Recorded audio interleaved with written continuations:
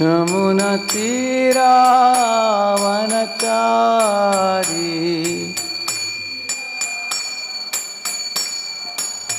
यमुनतीरावनचारी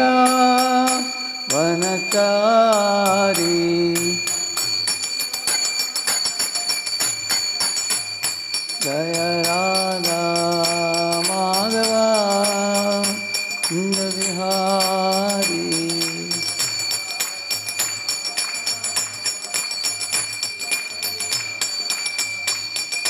गोपी जन वल्लभा गिरिवरधारी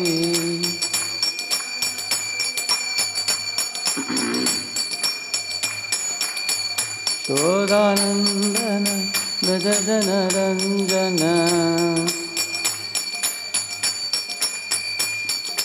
यशोदानंदन व्रज जन रंजन यमुनातीरावनचारी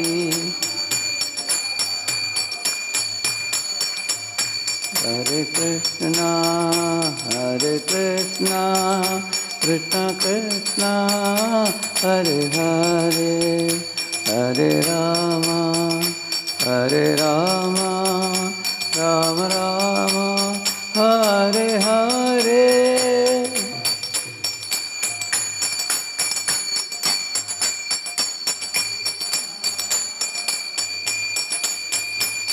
हरे राम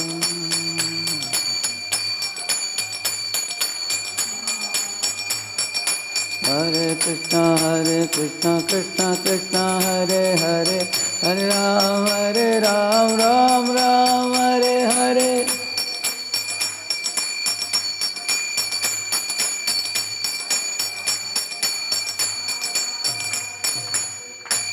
श्री श्री राधा वृंदावन चंद्र की, श्री श्री जगन्नाथ बलदेव सुभद्रा महारानी की, श्री श्री गौर निताय की, पद्मावती वेंकटेश्वर बालाजी की, श्रील प्रभुपाद की, आप सब भक्तों की जय। Thank you very much.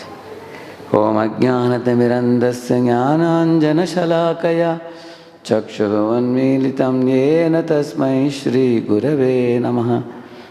श्रीचैतन्यमनोभीष्टं स्थापितं येन भूतले स्वयं रूपः कदा मह्यं ददाति स्वपदान्तिकं। वन्देऽहं श्रीगुरोः श्रीयुतापदकमलं श्रीगुरून् वैष्णवांश्च। श्रीरूपं साग्रजातं सहगणरघुनाथान्वितं तं सजीवं साद्वैतं सावधूतं परिजनासहितं कृष्णचैतन्यदेवं श्रीराधा कृष्णपादान् सहगणललिता श्रीविशाखान्वितांश्च। नमो ॐ विष्णुपादाय कृष्णप्रेष्ठाय भूतले श्रीमते भक्तिवेदान्तस्वामिनिति नामिने। नमस्ते सारस्वते देवे गौरवाणी प्रचारिणे निर्विशेषशून्यवादी पाश्चात्यदेशतारिणे। नमो महावरण्याय कृष्णप्रेमप्रदायते कृष्णाय कृष्णचैतन्यनाम्ने गौरत्वसे नमः। वाञ्छाकल्पतरुभ्यश्च कृपासिन्धुभ्यैव च पतितानां पावनेभ्यो वैष्णवेभ्यो नमो नमः। जय श्री कृष्ण चैतन्य प्रभु नित्यानंद श्री अद्वैत गदाधर श्रीवासादि भक्तवृंद। हरे कृष्ण कृष्ण कृष्ण हरे हरे हरे राम राम राम हरे हरे। ओम नमो भगवते वासुदेवाय। नारायणं नमस्कृत्य नरं चैव नरोत्तमं देवीं सरस्वतीं व्यासं ततो जयमुदीरयेत्। नष्टप्रायेषु भद्रेषु नित्यं भागवत सेवया भगवत्युत्तमश्लोके भक्तिर्भवति नैष्ठिकी। कृष्णाय वासुदेवाय देवकी नंदनाय च नंदगोपकुमाराय गोविंदाय नमो नमः। Welcome all of you. This topic, which I chosen for today's session, should we compete or should we patiently step aside? I chose this topic after long thought. In our Sampradaya, there are occasions where some devotees, they put themselves in the front, and in other occasions they put themselves behind. Like, the Keturi festival. So Janavat Devi was leading that whole festival. And similarly, in Shantipur, when Lord Chaitanya Mahaprabhu had taken sannyas and he was tricked by Nityananda Prabhu to come to Shantipur, at that time, everybody was eager to cook for Lord Chaitanya Mahaprabhu for the following 10 days. But Shachimata, with folded palms, requested all Vaishnavas. She told them that my son has taken sannyas. Now he will go to Jagannath Puri. And I may never visit Jagannath Puri. I may never get to see him. But all of you Vaishnavas will be going and coming. So you may get opportunities to serve him by cooking later. But I don't have any opportunity. So if you all permit, this 10 days if I can cook. Then all the Vaishnavas fell like a rod flat on the ground. And they said, "Oh, Mother Sachi, you are Yashodamaya, huh? You are the supreme mother of the whole universe. Huh? How can we say no to your desire? You can only cook for Nimai for the following 10 days. So she cooked for all Vaishnavas also and for Nimai Pandit also. So she took lead. Similarly, Lord Chaitanya Mahaprabhu in Gundicha Marjan Leela, he allotted different areas to different people, but he took lead in washing the sanctum sanctorum, where Jagannath was about to sit later on. So these are examples of Lord taking lead. And there are other places where you find the Lord gives away opportunities for others. Like in the Rajasuya Yajna, Arjuna was given the service to receive the sages and saints very carefully, meticulous service it is. And Nakula was given the service of welcoming and accommodating all the lakhs of people who will come. Because that's a very big service. He was a very good strategy planner. So he was given that service. Sahadev, he was fixed for getting the groceries for the big occasion. And Bhima was fixed in the kitchen. Like the different people, like our uh, Yudhishthira Maharaj was allotting different service to different people. Duryodhana voluntarily came forward and said, "I want to take care of the treasury." Because he was very keen to see what Pandavas are getting. That was his curiosity. And Krishna came forward and said, "If I can also do some service, can I wash the feet of the visiting sages?" And Yudhishthira said, "Yes, you can do it." And Yudhishthira himself requested Bhishma to become the lead manager of the whole occasion because he was the grandsire and oldest in age, Vayavruddha Jnanavruddha, Anubhavi. So he made him this thing, and then Bhishma took lead in that. And Yudhishthira was going to everybody with folded palms, begging them and asking them, "Do you need any help from me? Do you need any resources? Do you have any difficulties in your department allotted? I am available here to take care of it." So he was doing that type of service. So here is the example, Yudhishthir, although he is Yajaman, he is actually allotting everybody to different services, he is delegating. And Krishna, being the Supreme Lord, who was given Agra Puja also later on, he was chosen for Agra Puja. But he was washing the feet of all the sages visiting. He took a back seat.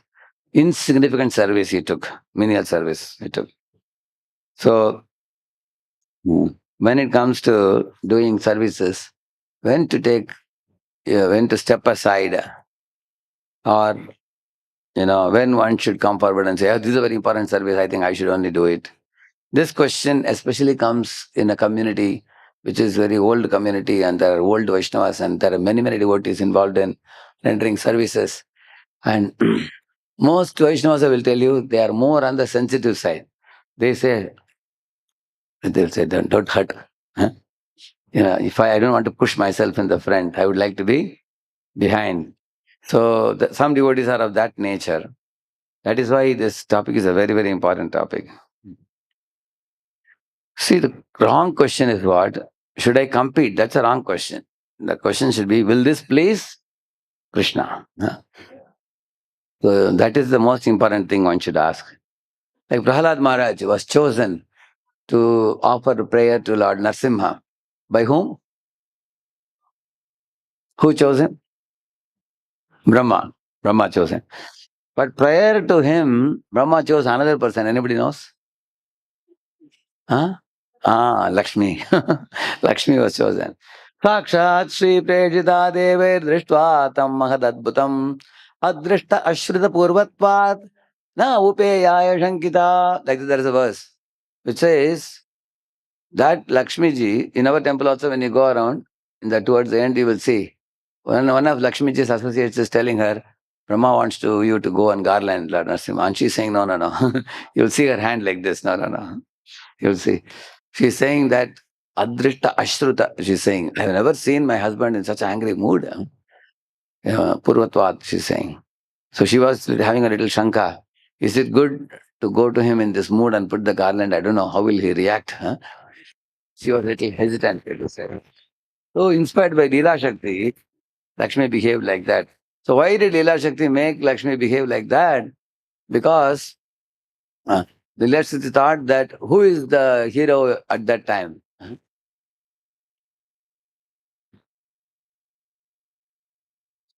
So, you know that. So the highlight was to be done on whom? In the whole pastime, who is the hero? Prahlad Maharaj. So Lakshmi ji, if she occupies that position now by meeting Lord Narasimha and garlanding, and Lord Narasimha keeps her on his lap, huh, then the whole attention will go to whom? Huh? It'll go to Lakshmi. Lakshmi did not want to take that position. She thought this whole pastime is going on. No? Prahlad Narasimha Leela. Prahlad is the hero. So she wanted to highlight Prahlad. And she purposefully took a back seat. She put, similarly in the, uh, this Leela, Kaliya Daman Leela, who is the hero? Krishna is the hero. Was Balaram there? No, Balaram came later. You will see that. In Agasura pastime, Balaram is not there. If Balaram is there, Krishna cannot go inside the mouth of Agasura. He cannot go.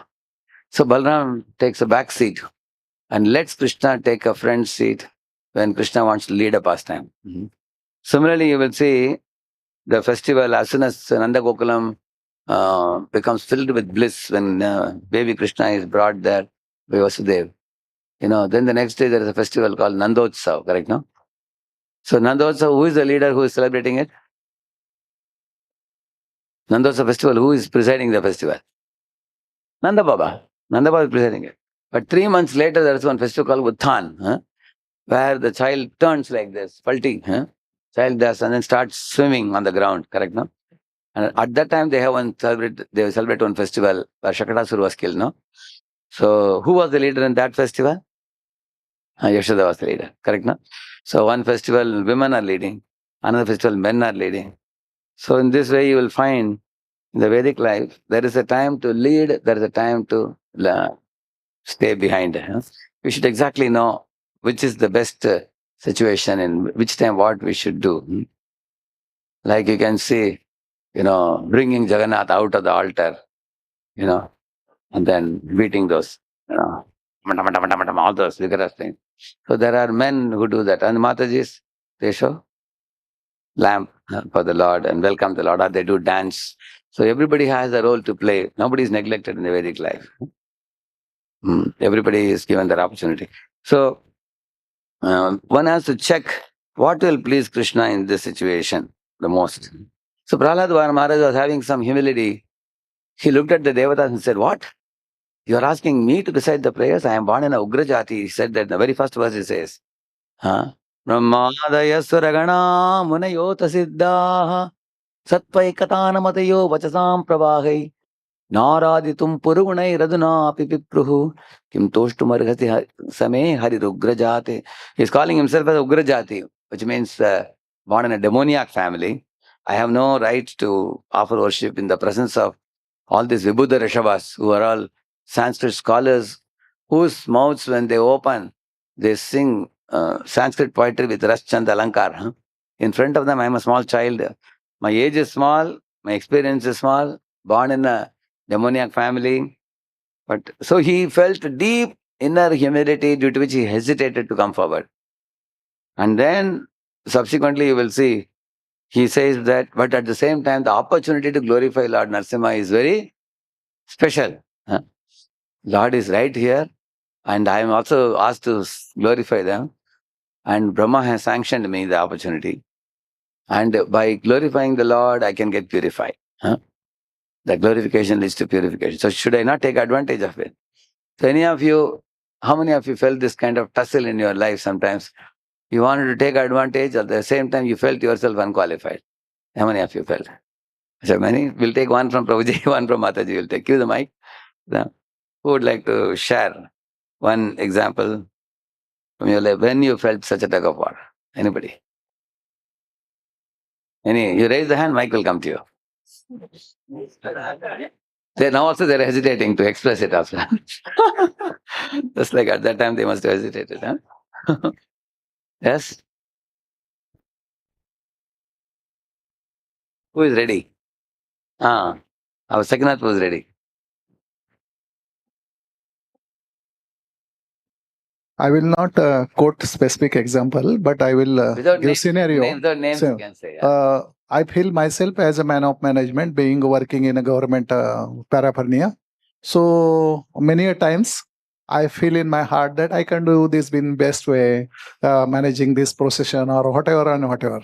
But lot of time again I feel I should not go forward. I should be back. And if any POC or any coordinator feels you should can you help assist in this way, that part many a times I do. But many times the inner hankering comes in mind that I can do it in a better way. Yeah. So now the POCs should take note of it. So give opportunity for Prabhu, because some people have the talent. We should take advantage, correct, no? So, see, some devotees are talented. Once you become a Vaishnava, this is one additional problem that comes. That if you may have the talent, but you have hesitation to come forward, correct, no? You feel what will others think? Because in outside world, you are supposed to show your strengths. And people write in their resume also, these are my strengths, correct, no? In Vaishnava resume, what are your strengths? You will say, I have the shelter of Hari Guru Vaishnavas. That is my strength. So, yes, what Prabhuji said is a good example. Mataji said you can take one. Where is the mic? One more mic this side. You can pass it one mic to them. Always you keep one mic here. Given? Yeah, yes. Anybody? All are hesitating. At least one. Yes, Janamaji. Is mic on? Haribol, yeah. So before COVID, I was told to take care of the deity department and the kitchen department. And then in COVID time, because I'm staying far away, I couldn't come. Then automatically I suggested Shobha Yatra Mataji or Bhadravati Mataji. That, they're coming, they're close, and they can just walk down with a mask and it's easier. So then they took over and I withdrew myself. I didn't think whether I'm good or bad or they are better than me, but it's just that I just withdrew myself. I could have come back and said, okay, I can take back. But I thought if they're doing well, then let them do. I think maybe they're doing better. You are generous like Jambavan. Jambavan empowering Hanuman. And even in Kuch Bihari, I was taking care of the deity dresses and all that. Then I shifted to Bombay. Subsequently, Raslila Mataji and others took over. See, when I came back, I didn't say, now give me back my service. I said, as it's continuing, let it continue. Wonderful. And then you took more services, giving teachings of Queen Kunti classes online. Different services. Very much. Thank you. So these are good examples, you see. Real life, you can see that. So what will please, she thought, what will please Krishna? If they are ready to do, they have the bandwidth to do, let them do it, and I can take up other services. So, see, competition is neither good nor bad. Withdrawal is also neither good nor bad. The only question is, does it increase Krishna's pleasure? So we will see this elaborately now. Krishna says, dedicate everything to me. He doesn't say, dedicate only your victory to me. He doesn't say, he dedicate everything to me, he says. See, here there is one Mataji can take the mic, you can read it. This is for Mataji's problem, read that. A festival leadership dilemma. A festival leadership dilemma. Suppose your congregation is organizing a major festival. Two Matajis are willing to serve as the festival coordinator. Mataji A has been serving for over 20 years, mature, caring, empathetic, and emotionally intelligent. Loves bridging everyone together. Deeply respected and trusted by almost everyone. Not exceptionally organized, but people happily cooperate with her.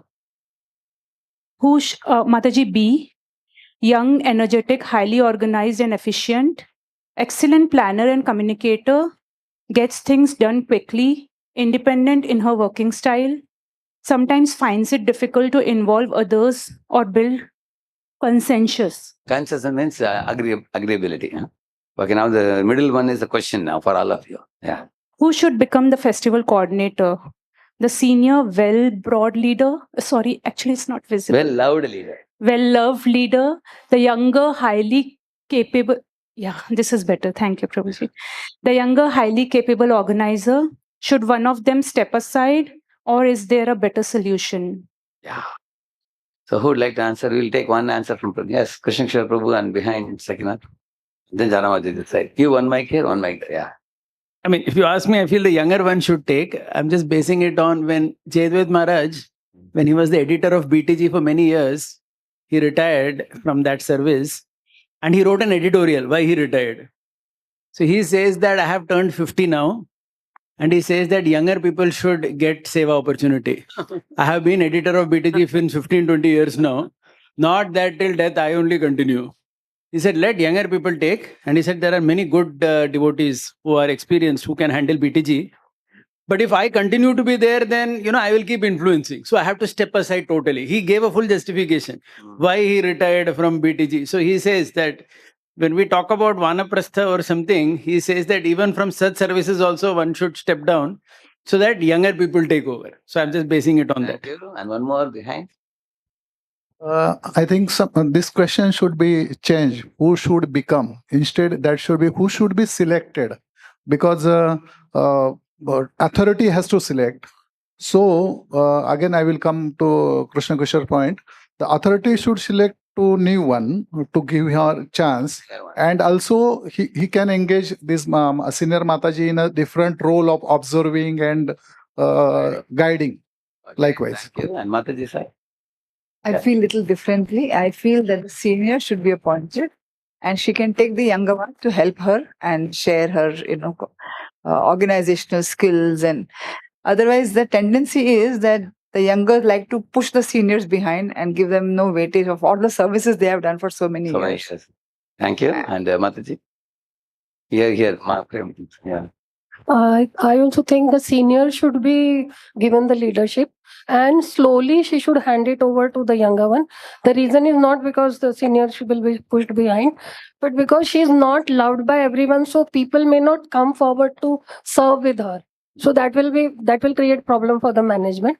And if the senior one who's well loved, many Matajis will come and they will help her out. So the younger one can slowly take over, and looking at her efficiency and all, people will have more faith in her, and then she can take over later on as a president. Now I'm going to show the answer in the next slide. Huh? See, here is the answer. See, the answer is, you can read that. There is no single correct answer. Why? I'll tell you why. See here. Read that, Mataji, read that. The real question is not who deserves the service. The real question is what arrangement will best serve Krishna, the devotees, and the success of the festival. Leadership in Krishna consciousness is not about position. It is about pleasing Krishna and serving his mission. So 4 decisions, see here. The first decision, read that. The mature devotee leads. The senior devotee leads while empowering the younger devotee to manage execution. Jana Mataji said that point. Yeah. Second one. The younger devotee leads. The younger devotee leads with the senior devotee, serving as a mentor and guide. That's Sakinath Prabhu said that. Yeah. Third. Co-leaders. They become co-leaders, each using their natural strengths for Krishna's pleasure. You're on an equal level. Huh? They both contribute their ideas. And fourth one. Fourth is gracefully step aside. One devotee may voluntarily step aside Krishna's mission to flourish more. That may be younger one or the Senior. older, senior one. Now Krishna Prabhu's idea was the senior one should move aside, offering opportunity to the younger one. And that should not be based on just because they are old. Now Prabhupada was, how old was he when he went to America? Prabhupada was 69.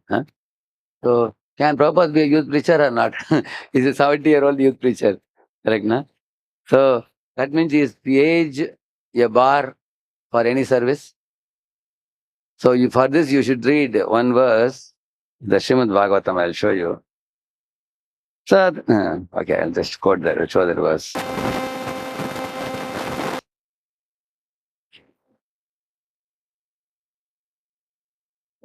Repeat this. Sa kadam sevaya tasya. Oh, it's not coming here.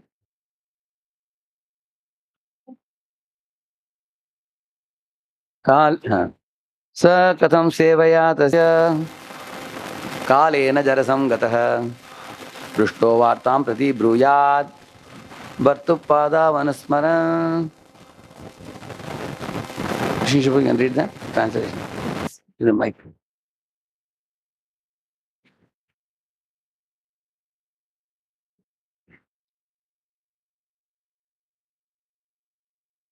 Mike. Message of the Lord, he at once remembered all about him. I can read the purport. Transcendental service to the Lord is not mundane. The service attitude of the devotee gradually increases and never becomes slackened. Generally, in old age, a person is allowed retirement from mundane service. But in the transcendental service of the Lord, there is no retirement at all. On the contrary, the service attitude increases more and more with the progress of age. In the transcendental service, there is no satiation, and therefore there is no retirement. Materially, when a body becomes tired by rendering service in his physical body, he is allowed retirement. But in the transcendental service, there is no feeling of fatigue because it is spiritual service and it is not on the bodily plane. Service on the bodily plane dwindles as the body grows older, but the spirit is never old.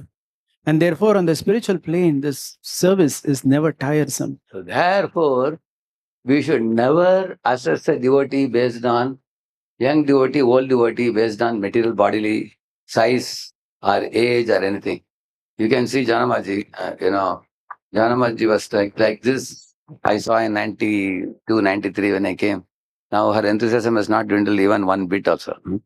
And she's, in her service attitude, she's becoming younger and younger in serving. And you can see that now the number of deities have increased. She has, what do you call it, the Vrinda Devi deity has come at home. My sister had gone. All three sisters went to her place. So they were ashamed. They were saying that, she, look at her age and look at our age, we need to borrow enthusiasm from her. They were saying. Same with Jaydev Prabhu, he's going to Ahilyanagar as a TMC representative.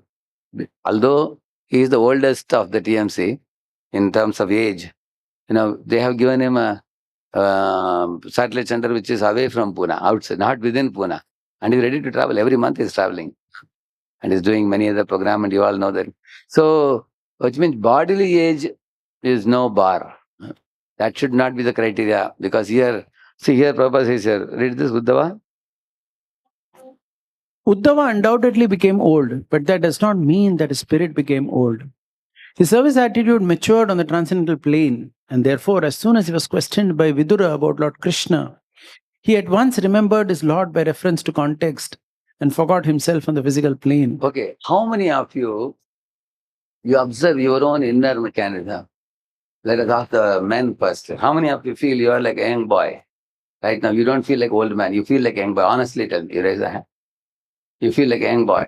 Like Amataji, how many of you feel you are always like a young girl? You feel correct. Actually, this is the nature of the soul. The soul is always young. Your age may go, like I am 58 now, but I feel like a 16-year-old boy.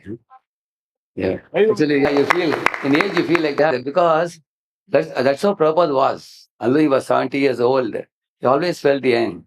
Because in the spiritual world, nobody grows old. It's always remain. So the more you become spiritual, you always feel young. So, and therefore age is no consideration at all. How old you are. Actually, sometimes older people are more enthusiastic than younger ones also, because younger ones don't have good vitamin, good prasad nowadays. Older ones have body like steel nowadays. So, therefore, we should not give any importance to old age. Just not there. That all the elder ladies here can do much more work than their daughters and daughters-in-law. Isn't it a fact? True. Yes. It's a mindset also. Like now the programs are held in different houses, but the young children are not willing to cook food also for the satsang. Me, Satyavati, myself. Newer generation, they were happy We to cooked cook and for cooked and 150 cooked, but now they say Govinda se mangayenge, itna kaun khana banayega. They are Yeah. younger in age, but they don't have the mindset to do all the seva. Yeah, correct. So our generation is Krishna Mataji has a point. withering away. So recently, BRC removed 2 new courses, and me and my sister, we both wanted to do that course. And I was telling her that, "Arey, abhi 50 years hai, fir baad mein shloka yaad honge, nahi honge, who knows, let's do it, So then she was telling me, no. I am right now also, even if I am in my mid 40s or late 40s, I still feel myself as a 25-year-old person only. Yeah. Because devotional service never dries up. If you have that enthusiasm. Same point Prabhupada is making here. Yeah. Your service is ever fresh and you also feel fresh. Yeah. So Uddhava was, read that. Yeah, just one question on this. This point is obviously agreed upon, but I was just thinking, doesn't it mean that as one gets older, he should be more in, advisory Contemplative or, mode. in a No, more and refined one rather than hands-on on the ground? Yeah, we have not yet come Like, to the yeah. next slide. Okay. We will complete this Yeah. one. Yeah. Uddhava was undoubtedly. Uddhava. I think I read. Okay. Uddhava undoubtedly became old, but that does not mean that his spirit became old. His service attitude matured on the transcendental plane, and therefore, as soon as he was questioned by Vidura about Lord Krishna, he at once remembered his Lord by reference to context and forgot himself on the physical plane. That is a sign of pure devotional service to the Lord. Correct, yeah. So, now coming back to this slide, here is very interesting here. There are 4 types. The mature devotee leads, or the younger devotee leads, or they become co-leaders, or one gracefully steps aside and gives chance to the other. Here you see this 2 Matajis here. What are they talking? A devotee does not ask, how can I get the service? He or she asks, how can this service best glorify Krishna and benefit the devotees? So everybody has to think in this manner. Sometimes, as Krishna Shapu rightly said now, if a younger one has not only the energy, physical energy, but also has inclination, enthusiasm, and the ability, capability. See, nowadays, younger people are very much computer savvy, correct, no? Especially like right now, I was with one of the devotees from Mangalore. They have 10 lakh people in their database. 10 lakh people. And then every day 4 classes are happening. Morning 6, 9, 3 p.m. and 7 p.m. 4 classes are happening. And night 9 p.m. 5 classes are happening. 1 hour classes are happening. And they're doing it in 12 languages. So now, these are all being done by youngsters. Now, some of us old people, our mind is spinning to hear all this. And also nowadays, in the smartphone, people keep apps, people keep, putting things in the Facebook and many things. They are very much more knowledgeable than the older generation. So, if the service involves, dealing with lot of such things, then the older one can gracefully move aside and tell the younger one, see, this service requires too much coordination. I think it will be good if you lead it. And you can always approach me for anything, any detail you want. One can take it like that. And if the service needs bringing unity or cooperation, especially by being emotionally, sensitive to all the members, then the younger lady may say to Mataji, I many times get into tussles with other ladies. I think if you take lead, and then we will announce you as the leader of the team, and you bring about unity, and I will get the work done. Correct, no? You can keep me as your right hand, and I know that if you call for the meeting, everybody will come. If I call, only 1/3 will come. Correct, no? Then she can make her the senior, and then she can assist her with a pad and pen as she's doing. In this way, both of them, this is called as not competing. This is competing. This is complementing. You should complement instead of compete. Just like the tortoise is slow, known for being slow, and the rabbit is known for being fast. But in India, only one slogan people know: slow and steady wins the race. That is only true if the tortoise, is going ahead and the rabbit went to sleep. But what if the rabbit never sleeps? The fast and consistent will always be ahead of slow and steady. Is it true or not? So if the rabbit never sleeps, who will be first? Rabbit. So once the tortoise knew this, then the tortoise suggested another alternative. He said, put the target ahead of the river. And the rabbit was overconfident. He said, put it anywhere in the world, I will always be first, he said. But then when the rabbit reached up to the edge of the river, he realized, I cannot enter the river. And the tortoise slowly came, jumped into the river and went, and then touched the target, and he won. Now the rabbit understood, wherever there is water, he is the leader. Wherever there is land, I am the leader. Then they became friends. So he said, on land, I will take you on my back. On water, you take me on your back. Then we both can reach the goal more faster. They said, so this is called as complementing, not competing. So senior lady has some advantage. Juniors have other advantage. Like myself, Radheshyamdas, I am oldest brahmachari here. Now many brahmacharis know, if I just give one call to one temple and say that this brahmachari is coming, they will immediately arrange a dozen programs for him. And if I don't make that one call, he will not get even one program also. He goes on his own. He may say, I am from Pune. They will say, Prabhuji, Rasham Pune, kuch bola nahi. So there is some weight in being old also. You just stick on with the movement for a long time, you carry some weight. People keep some weight first. So I have one type of strength, but the younger one will have another type of strength, correct, no? Like, for example, when you have to sometimes speak on the stage, in a college program, sometimes a youngster who is very dynamic and dashing is very helpful. One time, Krishna Chandra Prabhu came to Pune for this Journey Home book launch. So he asked Maharaj, should I be in pant, shirt and coat suit, boot and tie? Or should I be in dhoti kurta, Maharaj told him it will be good to be in formal because many big businessmen are coming. So he wore coat suit, boot tie, everything, shook hands and he spoke. Another occasion in Bombay, Maharaj told him to come in dhoti kurta. I came in dhoti kurta. So Krishna was telling me, for me it is immaterial. Maharaj, whatever dress he tells me, I will wear. Basically, who can influence people? They should lead. Like Prabhupada told Allen Ginsberg to speak about holy name. Do you think Prabhupada thought he knows better? But because he was the leader of hippies, so hippies were sitting in the audience, so he made him speak for some time. So same, and we should do who can fit the job, that we should see. The issue is never merely leadership, it is consciousness. See, this sets the perfect foundation for the seminar central the whole thing. See, knowing when to step forward, when to support, and when to gracefully step aside. Yeah, this question of how can this service best glorify Krishna and benefit the devotees? If the junior and the senior devotee are discussing, who should ask this and who should answer this? Because both of them will have different. This question, everybody will have a different opinion. Yes. But in the subsequent slides, it will become clear. 5 principles we are going to discuss. See the first principle, read that. Please. Compete against yourself. Yeah. Real competition. Yesterday's me versus today's me. Grahastha example. Last year, 2 home programs. This year, 5 home programs. Not because another leader has 8. Yeah. That means you don't compare yourself with another leader. First thing, you compare my yesterday's version and today's version. Is my today's version of myself better than yesterday? That means I am progressing. Compare yourself with yourself. Don't compare yourself with others. That means elevate yourself, and in that way you will elevate the world.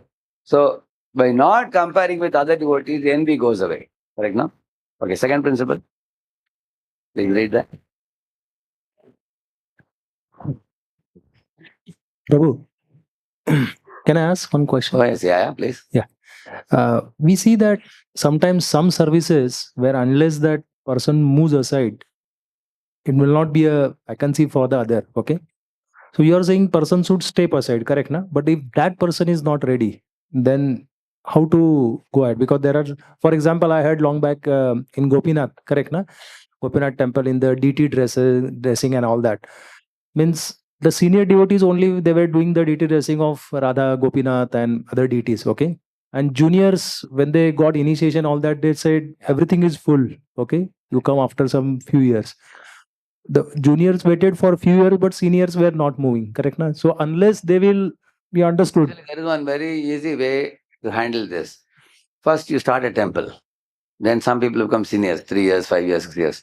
Then the temple expands to satellite centers.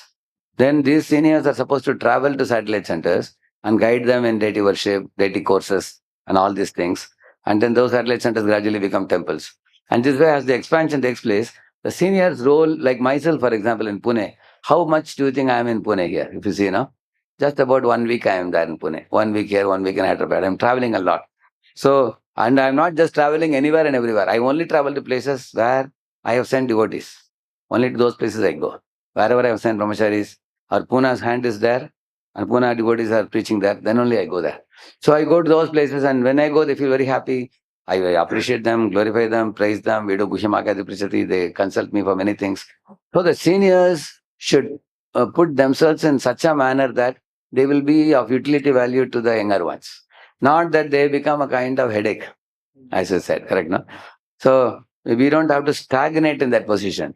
You keep Exactly. doing. You keep. Now I was preaching in India, and now I'm going to America also now. In America, I have put 15 senior brahmacharis in 15 cities. Each city, like Antadipu in charge of Cincinnati. Similarly, Shardukaram in charge of Brooklyn, New York. Like that, Baltimore, you have Dashat Priya Prabhu. Like that, 15 cities you have put. And these fellows are fully focusing on their own city, working. When I go to all the cities. I go to traveling. So when I go, they're very happy because I am making them the king. I am not the king. They are the king. I am playing Krishna's role and they are playing Arjun's role. Correct, no? So a senior, the more they become senior, they should play Krishna's role. And they should let the juniors play. So Arjuna is the actor and Krishna is the advisor. Correct, no? As we grow. So my question is this only, just like we hear Pandavas retire timely. Yes. Correct, na? Yeah. So there the word comes retire, like here we say. So when can that senior person understand, like it's a time to retire? No, there is no time, retirement in Krishna consciousness. No. That retired word I am not able to, but maybe in some for that particular service, when to understand that, let me No, actually, one step aside. Here comes a very important point. Say, for example, in Prabhupada's case, say Prabhupada made the GBC, correct, no? And then the GBCs made temple presidents, correct, no? And then temple presidents are making department heads like that. So if somebody is asking Prabhupada, when will Prabhupada retire? So that they can occupy that position. You understand, no? Prabhupada will never retire. Prabhupada will always be there as long as he is alive. Similarly, GBC, when will GBC retire? GBCs are 45 of them. And GBCs, one by one, they pass away. Then new GBCs are appointed. But the GBC is never asked that you retire because they are the ones who make the policies for running. Like myself, I'm preaching in America now. Those 15 places I have identified. I have met the presidents, spent hours and hours with them. I am doing collaboration with them. Then I am appointing these fellows. If any of the fellows say, Radheshyam, when will you retire from here? So I can occupy the temple. No, that question doesn't come because he is first of all appointed by me only there. In fact, if somebody has to retire, he will retire and I'll appoint another one. You understand, no? Yeah.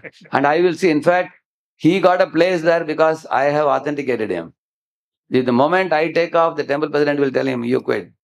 He will not allow him. In the same manner, say, somebody is leading a department in here deity or something like that.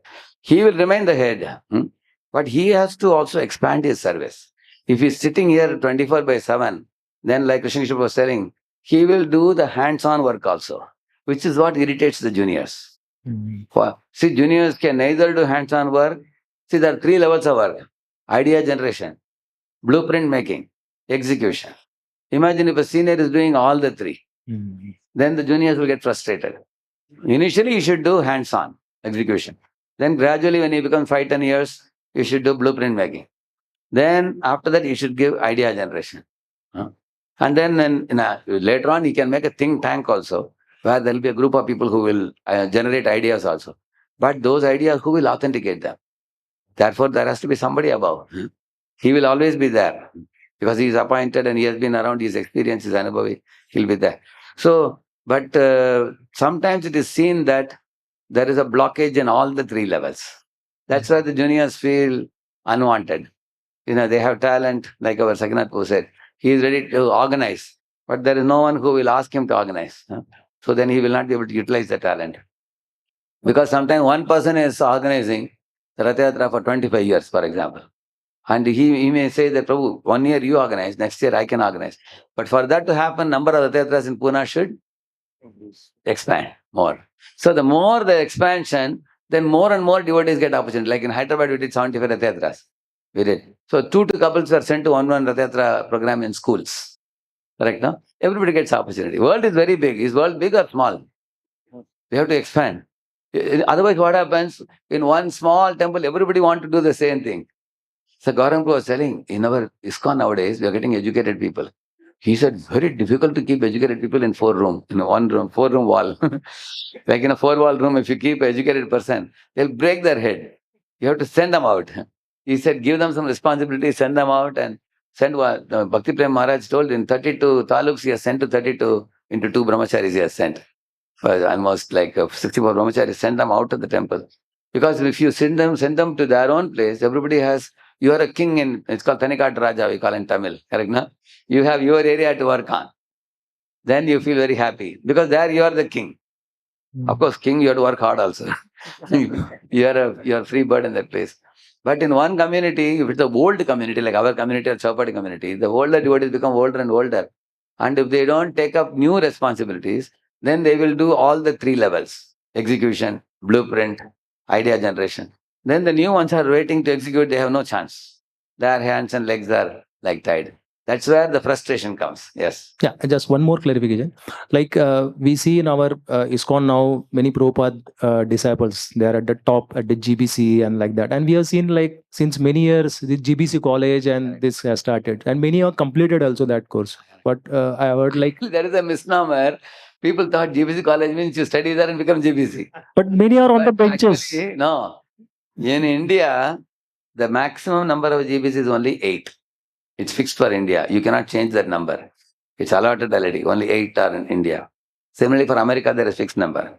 For Europe, there is fixed number. Total of 40, 45 GBCs are there. It's fixed. The number will not change. Unless the GBC leaves the body, they want another GBC. There is a long procedure for GBC selection also. Like that.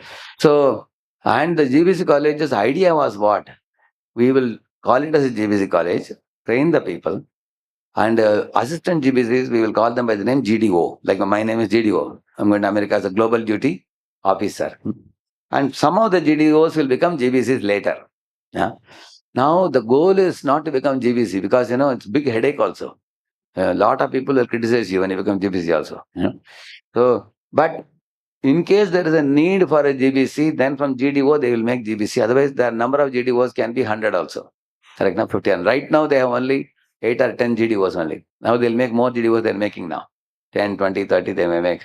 So Global Duty Officer.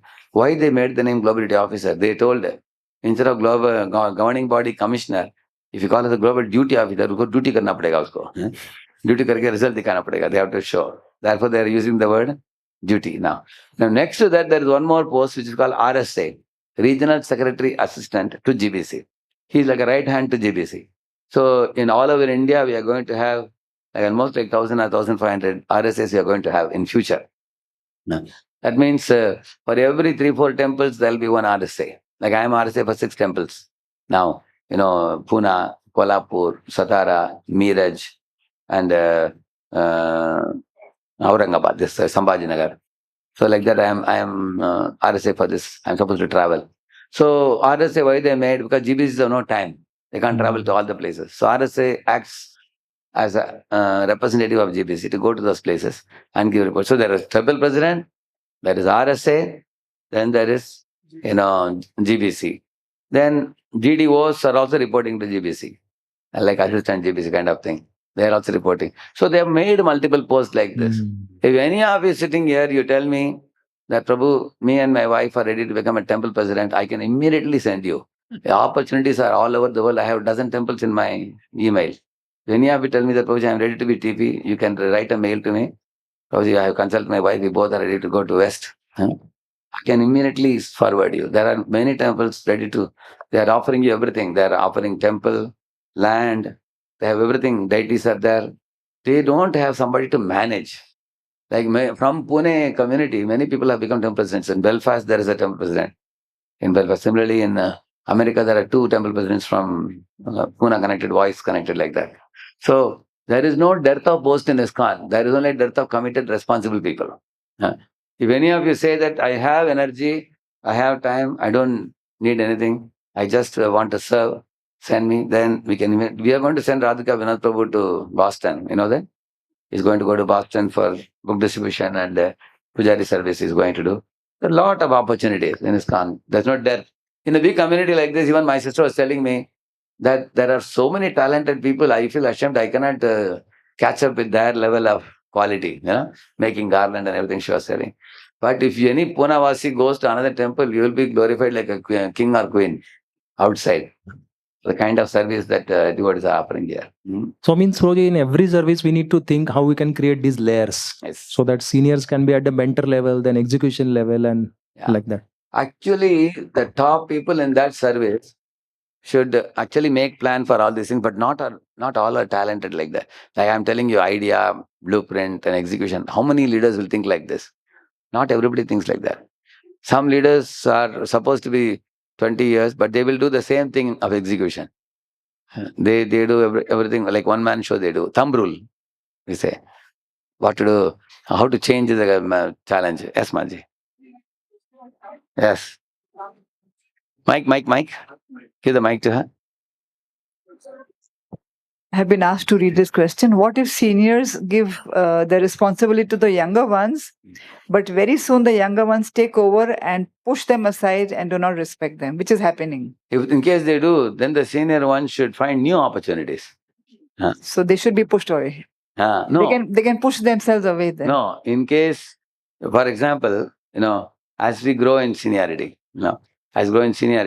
if the younger ones are having energy, strength, talent to do what we have been doing many years, actually, it should happen in a very organic way. Organic means, like I am doing it, then I am bringing my assistant also. And like, for example, say Revati Prabhu and Sarlakshan Prabhu are now brahmacharis are practically running the temple. How much am I directly involved? I asked Gopakshana Maharaj, can I make them presidents? Maharaj said, no, you wait. There is a possibility of GBC posting. After that, you can do, like that he said. So I'm just waiting for it. I put a word to my spiritual master also. So these 2 people, along with the other TMCs, they're running the temple very nicely. Very beautifully, it's going on. But So, you're delegating them. They are not pushing you away. Correct. My question is when they No, push you actually, away. they are pushing away is a very shameful thing. That's a shameful thing. And how can we handle that? That means there is a lack of relationship between the senior and junior. And that relationship has to be strengthened. Actually, the younger ones should feel the need for the involvement of senior in their lives. And the senior should always be empowering like our Jambavan. Like that, correct? No?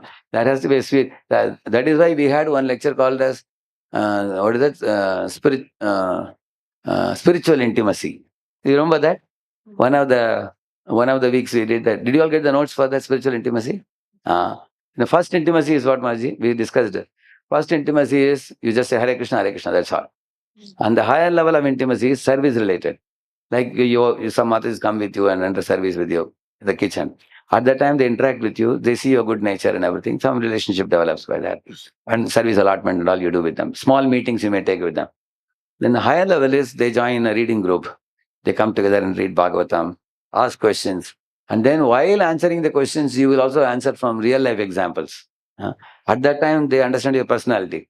Then you understand their personality, they understand your personality. Affection develops between the preacher and the preached, people. At that time, they don't see you anymore as an official person. Like, somebody can see me as a president of the temple, but somebody sees me as a human being, correct? No? So initially they were seeing you like a senior. Now they don't see you as a senior anymore. They feel affection for you. Like you have many Matajis who are connected to you in Lulla Nagar. They don't see you as a senior lady. They see you like a friend, correct? No? They can open up their heart to you without any fear. And they will, even if you scold them, they can accept it, correct? No? When that type of relationship develops, that is where the sweetness starts. Once the sweetness in relationship starts, like Antadev Prabhu and Revati Prabhu, they are like my 2 eyes, I always say. One is running the temple, one is running the voice. I have told many people, Anytime you don't find me, you can go and meet them. They will exactly tell you what I will tell you, like that. So when we have very trustworthy, whenever I send to out of Pune anybody, Mataji, every one of them is like that. Premanapur to Kanpur, Acharyanpur to Calcutta. Now they are all coming for a bliss camp tomorrow. Day after they are coming. 35 of them. I can tell you, every one of them I can trust. They are like that. So we have very deep trusting relationship. I used to tell the devotees, when I'm sending anybody out, it's like cutting my own flesh and giving. It's like that. Only those whom you love the most can be sent out, not the one who want to get rid of. Because otherwise they'll bring bad name to you. So we need people who can trust us and we can place trust in them. That relationship should develop, and then they will feel the value of the senior. If they are not feeling that value of the senior, then it is in our interest that we move aside and take new responsibilities. And you will get new responsibilities, because the more you spend number of years doing some quality work, it's not difficult to get new opportunities for us. And everywhere there is a great dire need. Where there is vacuum, where we can go and we fill up there. Like first I was doing only in Gunjabihari. Then from there I was doing in NVCC. Now then I sent devotees to all over India. I'm going to different places. I'm going abroad also. There is so much opportunity. When you are visiting here, you feel that, Prabhu, I would like to do something, but I am not immediately having some opportunities. Connect me. I can connect you to dozen people. I can do so many places. They will invite you. You can give class. You can also counsel them. You can give training for them. You can go on a regular basis. Matajis, Prabhujis, any of you have email, you can write me. I'm actually looking for people like that. There are people who are looking for programs, online, offline, personal visits. Everywhere there is a dearth of friendships.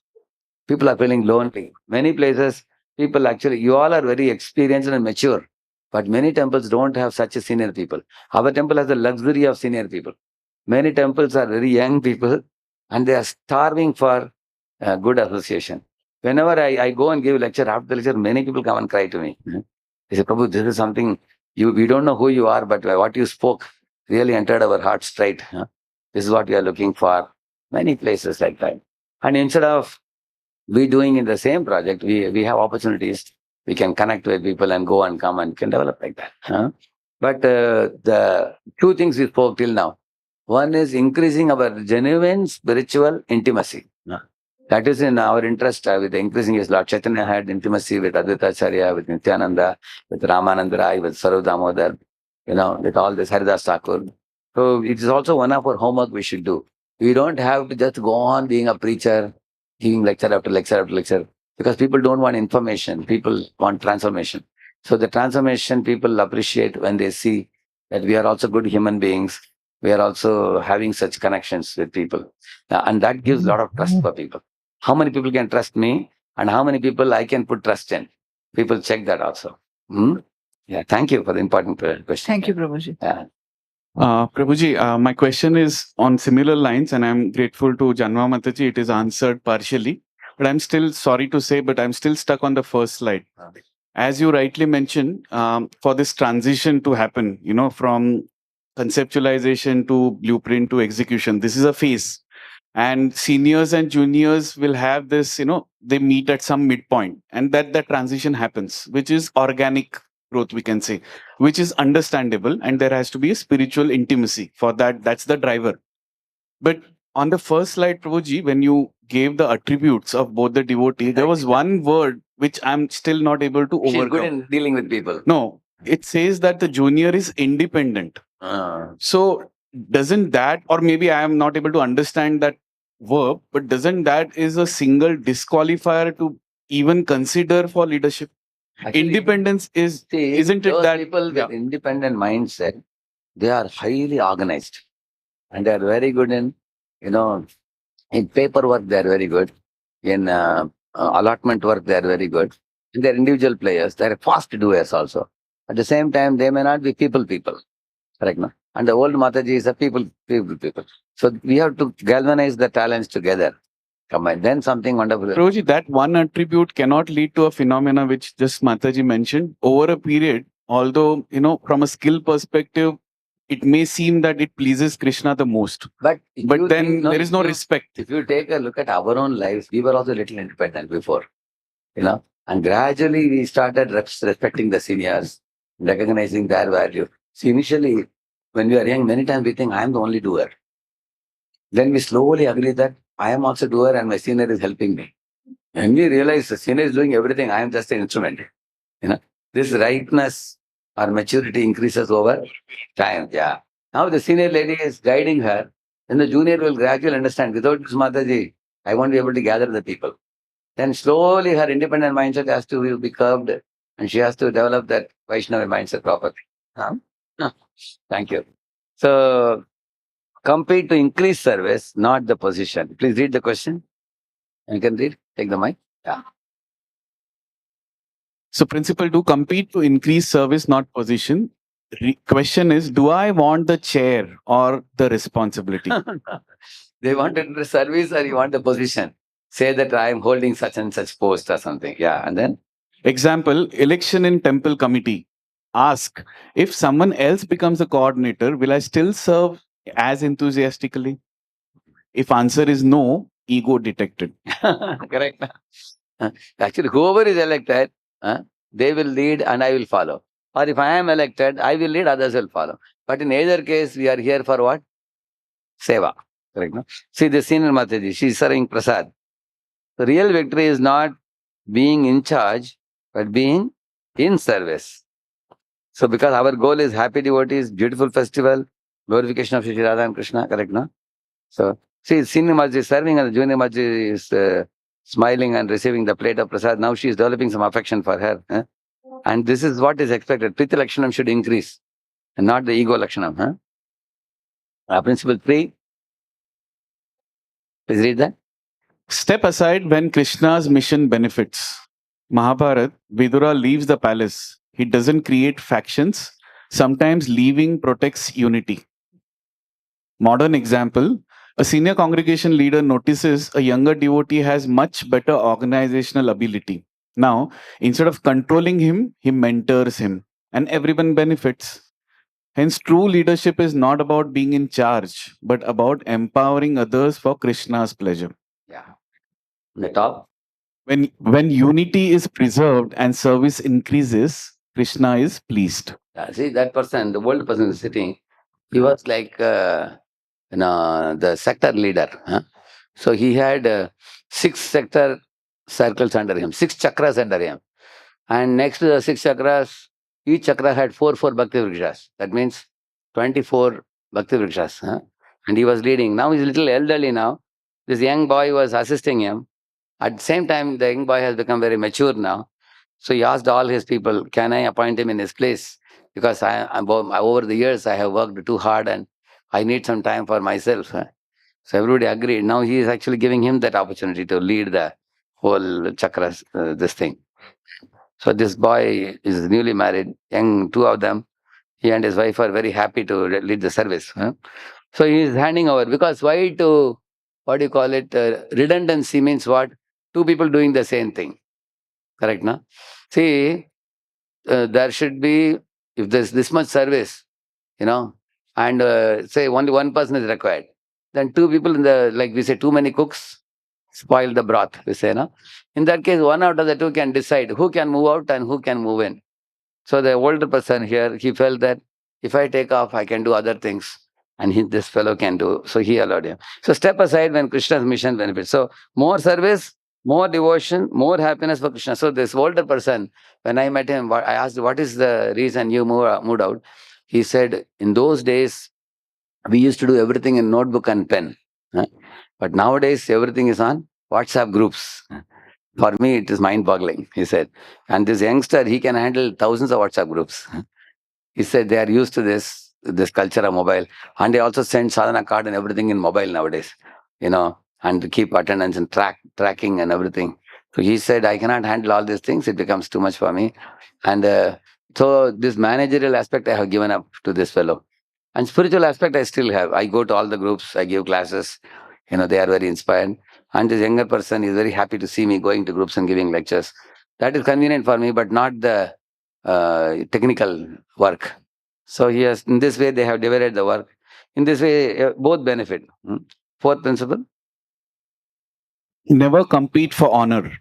Srimad Bhagavatam repeatedly glorifies Amani, expect no honor, Manada, offer all honor, recognition follows service, not vice versa.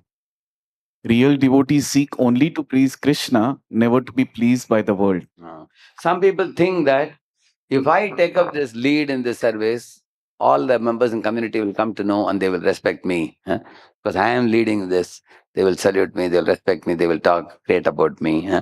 Like that, people think like that. But actually, that's not true. When you render service, people are touched by your service. And not only just service, but service attitude, your humility, your tolerance, your patience, your kindness, courtesy. People watch all that, how we deal with others. So that's what brings you respect, not just the holding some position. Example? During Vyas Puja, one leader feels hurt because another was glorified. Huh. Now, internal check. Who was I serving, Krishna or my image? Correct, no? Yeah. So if another leader is glorified, that doesn't mean you are humiliated. It is assumption. See, here in the Vyas Puja time, here this is a Prabhuji is giving some reward to a older devotee, and this devotee is feeling morose. You can see that. Actually, why is he giving him? Because this fellow has done 10 years service, and this fellow is doing only 2 years. But he is wondering that in my department I didn't get prize, he is getting. But he is getting not because he has done just now. Many years of service he has done, for that he is giving. So honors come and go, but satisfying Krishna is the only lasting victory. So when he grows old, he will also get appreciation, but he has to be patient. So one should not become morose like this. See, when we give honor, we elevate others. When we expect honor, we degrade ourselves. Yeah. Read the principle fact.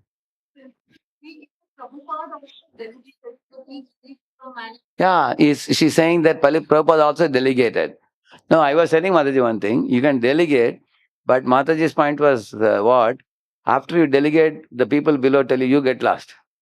And then, so if Prabhupada, some of the Prabhupada disciples were also like that. When Prabhupada was in LA, Prabhupada saw that, in one of the rooms, one devotee was sweeping. And when Prabhupada went to the room after he swept, he saw Prabhupada's picture was upside down. So Prabhupada asked, what is this? And they kept it properly. Then Prabhupada sitting in his room, one devotee brought a newly printed Bhagavatam. When he opened and saw, it was just written A.C. Bhaktivedanta Swami. Prabhupada said, where is his divine grace? You have not put. So print it again, he said it. After a few months, when they brought the book, when he opened it, khat karke, the binding came out. Prabhupada said, what kind of binding have you done? He asked. So then he went to drink Charanamrit. One girl was offering. Prabhupada drank it, was saltish. Prabhupada said, what is this? Instead of sugar, you put salt. Rather, she was laughing. And Prabhupada called someone responsible. Called the president. Now, how you are giving responsibility to some little girl who is not initiated, who is not mature, to handle this? Prabhupada was not very happy. Later on, Rathayatra was there. Prabhupada wanted to climb up on the top of Subhadra's chariot and wave to all the devotees. But many other leaders were sitting and they were not allowing Prabhupada to come. So they wanted to become prominent. There were some people. So, and Prabhupada left LA to India, and then he said, I'm not going to come. So for some period of time, he didn't go, probably 2 years or 3 years. And everybody understood that when Prabhupada went to Japan, everybody started talking that because we offended Prabhupada, Prabhupada has become upset with us. So in Prabhupada's times also, there were people who were extolling him like a father or a demigod. And there were also people who wanted to sideline him, talk ill of him, talk behind his back. So there were people, this world is like that only. People talk ill of even Rama and Krishna also, or it's a pure devotee. That was Mataji's point, that if Mataji has been, one lady has been doing something, and she is empowering a younger one, sometimes the younger one becomes so greedy that I will occupy the whole thing and kick out the older one. I don't need them. I don't need their blessings. I don't need their mercy. Because these are all sublime things. These are all spiritual things. They only see from material point of view. I am talented, I can run it. So that type of mindset is the erratic mindset, and they will create more damage than good. Yes, Madhi. Frog in a well mentality, yeah. Yes, correct.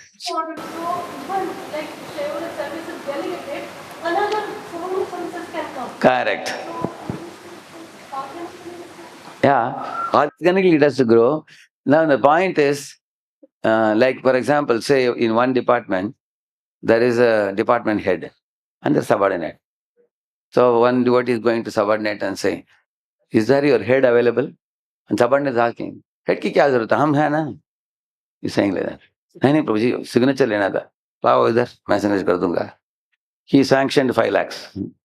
Then the senior came and said, hey, how did you sanction 5 lakhs? मुझे पूछे बिना कैसे sanction किया? Oh, sorry Prabhu ji, sorry Prabhu ji, sorry. Then call him back. So the younger one wants to show that the older ones hardly is involved in the department. Actually, we are the one doing everything. What does he know? Like that. Now, on the other hand, the older one, if you go to him, if he says, yeah, look, all these fellows are rubber stamp. What do they know? Unless I give idea, they cannot do anything. So both have wrong mentality. So ideally speaking, what should the senior one say? What am I doing? Everything these fellows are doing. I am just putting my signature. The whole thing is running because of these fellows. I am very grateful to them. And what should the younger ones say? We are doing it. We are only executing hands. But he is like the heart of the department. Without the heart, hand cannot move. Correct? No? So that is a loving relationship. So we need a loving relationship between the senior and the junior. And that is what gives rasa, in the Preeti Lakshanam. Without the Preeti Lakshanam, our service is mundane service. It has no substance. Correct? No? In the descending form. Exactly. Blessings will only come if Lord is pleased with that loving relationship between the senior and juniors. Otherwise, it will be like any other mundane organization. See, once His Holiness Bhakshar Maharaj was saying, the soul of organizational behavior is Vaishnava behavior, he said. So, what is organizational behavior? Say FinCom. How many of you are there in FinCom? Vishnu? About 10. So 10 of them are, say, having a meeting. So that is organizational meeting. But how they deal with each other, that is called organizational behavior. Similarly, in TMCs, we have 8 TMCs. Correct, Jadapu? So they have a meeting also in the TMC office. That's organizational dealing with each other. But what is the soul of that organizational behavior? What is soul? Vaishnava behavior. So if there is Vaishnava behavior, then only these meetings will be coming to divine conclusions. Otherwise, these meetings will be like outside company meetings. You've seen that? Outside meetings, how people can actually, name call each other, pull each other's leg and try to put themselves to the front and all those things. Yeah. So, Prabhuji, we've seen that in the US, we would have meetings where Prabhupada disciples and all are sitting together. In the meeting, they will have very heated, heavy arguments, almost fighting with each other.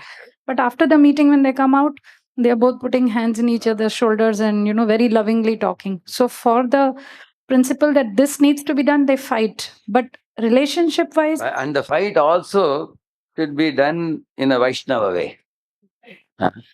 Like, we cannot call names, correct, no? We cannot give nicknames to them or anything. Yeah. We have to be very careful. The fight should not break the hearts. That's very important. Although Gopinath Acharya and Sarvata Acharya had a little intense dialogue, but they were having thick relationship, Prabhupada says. Like Nityanand Prabhu and Advaita Acharya also. Like that, yeah. Please read the principle 5. Never withdraw from responsibility due to laziness. Some devotees quote humility. Actually, they fear criticism. Avoiding service hurts Krishna's mission and disappoints devotees. And what is true humility? True humility says, I'll do my best. And false humility says, I cannot. Yeah, and the below? A devotee accepts responsibility not for personal comfort, but for Krishna's pleasure. It may be difficult, it may bring criticism, but it is pleasing service. Yeah. Hence, Krishna never says, you're too weak to help. He says, you're mine, please engage. Yeah. See, sometimes if you take a responsibility, some people will praise you, some people will criticize you. Correct, no? Some people will say that, hey, you have looted the service or you taken away the service, something. So therefore, if superiors are giving you, you take the service. Step forward with courage. Serve with sincerity. Stay connected. So now it will become very clear in this next few slides. Practical girl situation. Read that. 2 devotees want the same preaching area. What is wrong? fight. Ah. Uh, Ego loses. ego loses, And Krishna Krishna loses, loses. And what is And right? expand. Yeah. Cooperation grows, Krishna's mission grows. Yeah. On the right side is let our question be what? Let our question be, how can Krishna's mission expand? One takes east, other takes west. East area, Yeah. Prabhat Sankirtan program. Prabhat Sankirtan program. West West area, evening Sankirtan program. And Thus Krishna gains. Yeah. When we expand together, more hearts are touched, more souls are benefited. That is real victory. Correct, no? City is very big. Huh? Like one time I was going to Jayadev's house for a program, and Hara Prabhu started a program in the same Bhosle Nagar, huh? Just 2 floors above. So one devotee came running to me and said, Radheshyam Prabhu, you may not know there is some politics going on, he said. I said, what is the matter? Hara Prabhu has started a program in the same Bhosle Nagar to compete with you, and I heard he is pulling all your people, Jayadev's program people, to his program. Then he said, okay, I'll find out. Then I called Hara Prabhu and said, he said, Prabhuji, आप हिंदी में कर रहे हैं, मैं आप English में कर रहे हैं, मैं हिंदी में कर रहा हूँ, he said. And then he told me that you are giving program to youngsters and their mother and father come to his program. Then I told this devotee, what's the problem? Old parents want Hindi class that Hara Prabhu is taking, and young people want English class that I am taking. So we are complementing each other. I said, no, Prabhu. First he will tell parents to take from that Maharaj, and he will tell children also to take from that Maharaj only. Spelling. I said, see, if anxiety is to be taken, I should take it. Why should you take it? You are anyway not preaching there. Relax, I told them. So, in this way, you will see people's politics is not outside, politics is inside. Inside the head of people. Unnecessarily, people, this is due to possessive mentality. The more we are possessive, we become controlling, we become expectant, we become dominating, we become quarrelsome. If you give that possessive mentality, okay, one is going to west, you are also going to west. Okay, now instead of going to west, you go to east. East side of the city, to the west side of the city. See, I will tell you one true story. In one Microsoft colony, there was one ISKCON program going on. One brahmachari used to go. And about 40 to 50 people were coming for the program. And flourishing program, all elite people, IT people are coming for the program. So, the host one day told the brahmachari that, Prabhu, next month I am planning to organize Govardhan festival in our clubhouse, big festival. We are planning to call 1,000 people for that. The entire colony will come. And we are going to do this thing. I'm thinking, it's a suspense. Very soon I will, we'll have to get it done in 1 month, like that he had told. Now there was one big problem in this. What was it? The brahmachari thought that those 40, 50 people are coming to program because of his preaching. He was a good preacher, very eloquent class giver. People liked these classes also. And the host thought that I am the person who is hosting the program, and I am bringing the people, I am cooking prasad, I am lending my house. This brahmachari is a fakir baba whom I am just calling to give lecture and go. Like that, who was thinking? Host. Prabhuji Mataji, they were thinking like that. So they thought this is whose program? Our program. And brahmachari thought is whose program? My program. And brahmachari's idea was, I am giving very, very technical, very nice lectures, and people are liking me. They are making notes from my lectures. For my sake, they are coming. That was his idea. So both were possessive. Now what happened? The same day, the brahmachari at the end of the program, he told everybody, all of you devotees, I am going to give you one suspense. He said, yes, what is that? Do you know that? Next month we are going to celebrate Govardhan festival. Hari Bol, everybody said. And we are going to do this is like that, he said. And the host face became very small. It is me who came up with the creative idea, and this guy is announcing as if it is his own idea. He was thinking like that. The next week when the brahmachari went, the host said, he asked the host, Prabhu, can we start the planning for Govardhan? He said, what start? We are not going to have it, he said. Why? He said, no, the chairman will not agree. They will ask for 5,000, 10,000 rupees and all. So I have decided to cancel it. Then this fellow called other people attending the program. They said, we will deal with the chairman. You don't worry. They anyway went and dealt with the chairman. And chairman agreed. And then he told the host that they are agreeing. He said, hey, how did they agree? I am the host. I didn't talk to chairman. Other people are talking. Who are they to talk?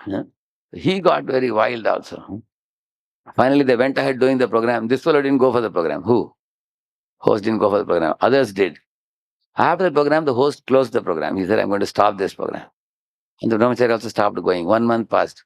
Then all the people are calling brahmachari, Prabhuji, we are all missing the program. It will be nice if you come. But he said the host has closed the program.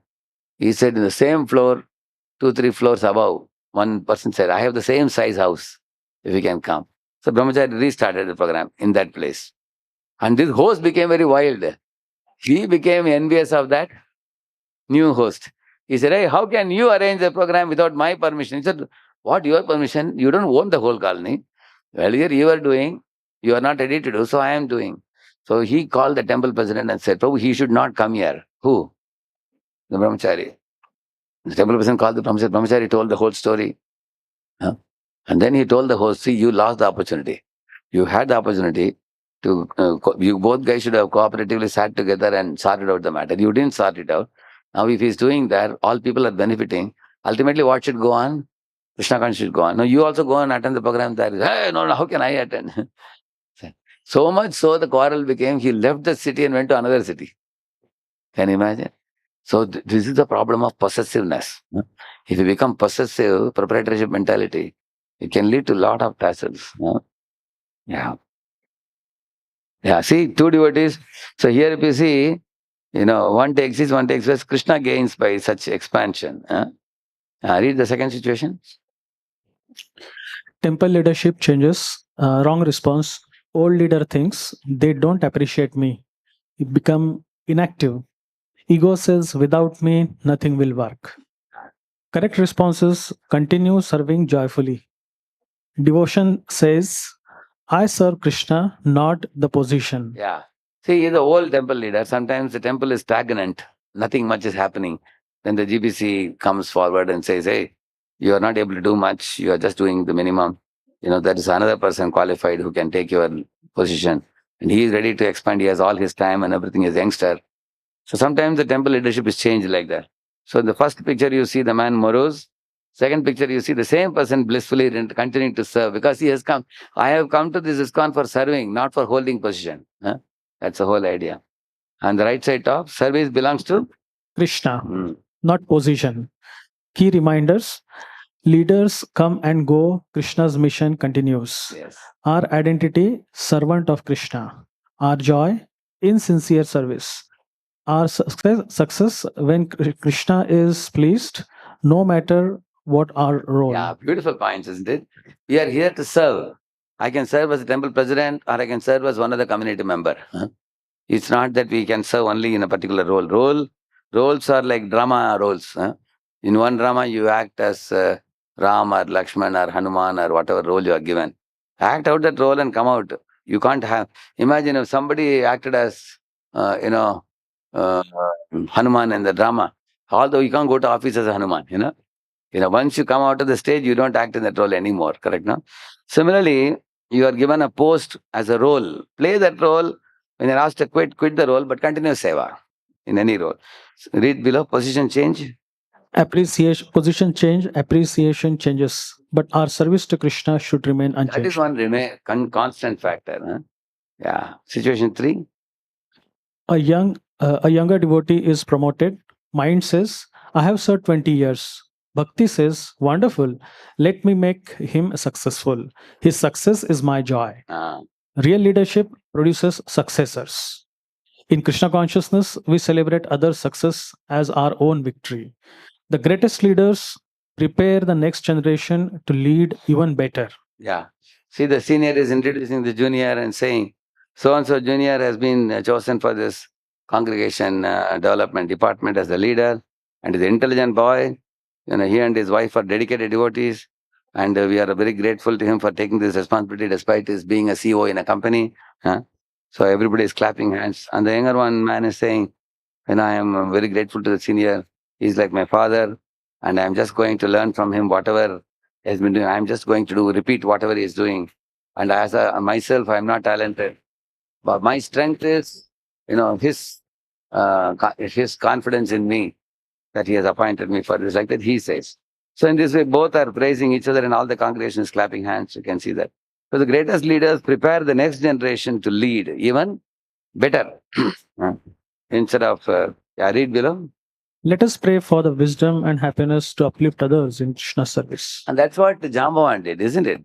Jambavan, when Jambavan spoke to the Angada, he said, I have circumambulated Vamanadev 1,000 times, he said, when Lord Vamana came as Trivikrama.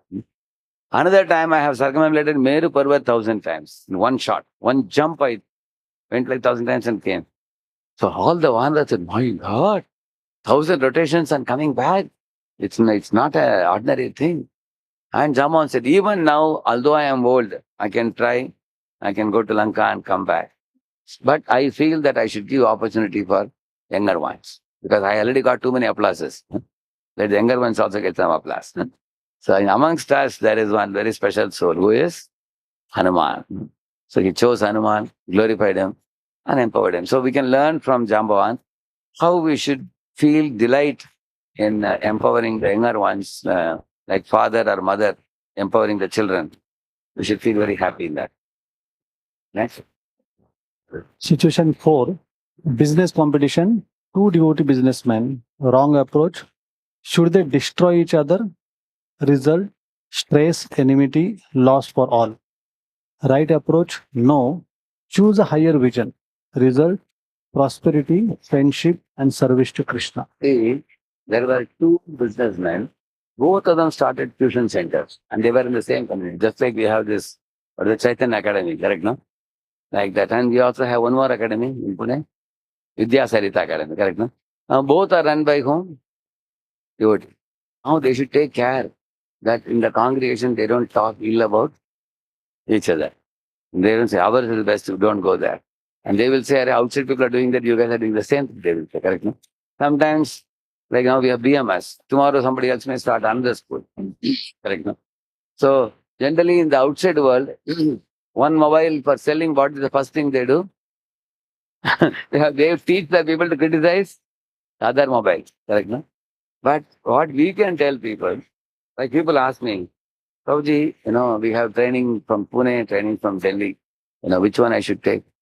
I tell them, come here and stay for a week. Go there and stay for a week. Whatever suits you, you take.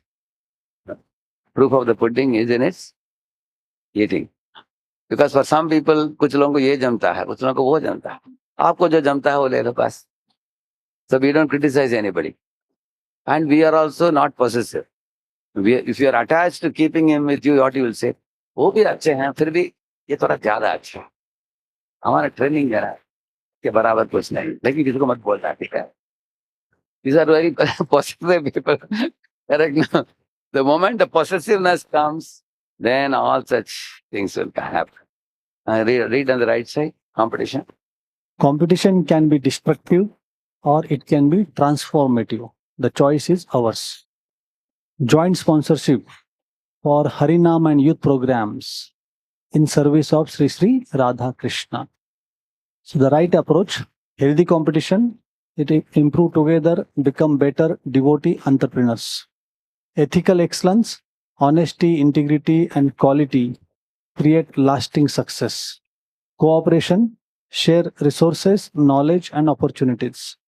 Joint sponsorship of preaching, use profits for a higher purpose. Together, we can reach more hearts. Yeah, sometimes there are two leaders with two interests. One leader wants to take the whole congregation for Harinam. Another leader wants to, expand the youth programs. So the Harinam devotee is asking the youth program person, can you send youths for Harinam so that we can do all our Puna? And the youth program person is saying, Prabhu, if we send them for your Harinam, we will not be able to run our weekly youth classes and everything. Then the Harinam program person says, Prabhu, some of our congregation are ready to give some monetary support to your youth preaching, so that your youth projects can run very nicely. Oh, really? Then I send them for your Harinam also. Correct? It's a collaboration. In this way, when we collaboratively work, many things can happen. Uplifting together. Situation 5. Situation 5. Family, husband and wife competing. Wrong. My service is greater. Right.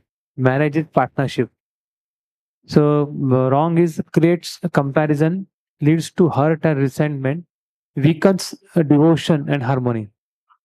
The right one is we. In another place, I have practical skits. What all husband tells his wife. Husband thinks that he gives a list of his services and she gives a list of her services. And then they, let me just check quickly if I can locate that. I did.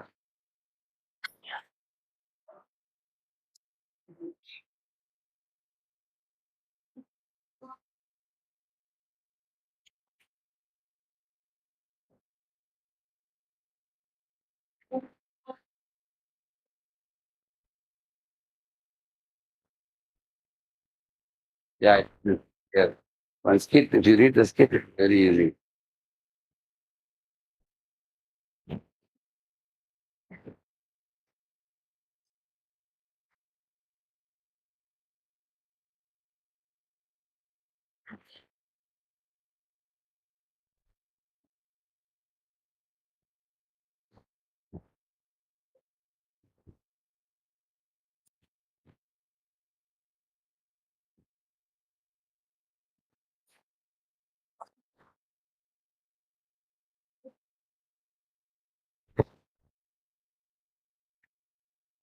Is there a- correct.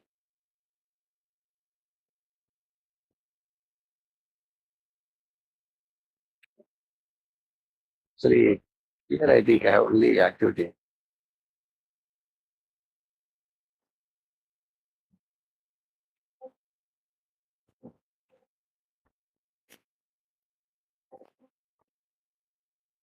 Okay, when I get it, I'll send it probably in the WhatsApp group.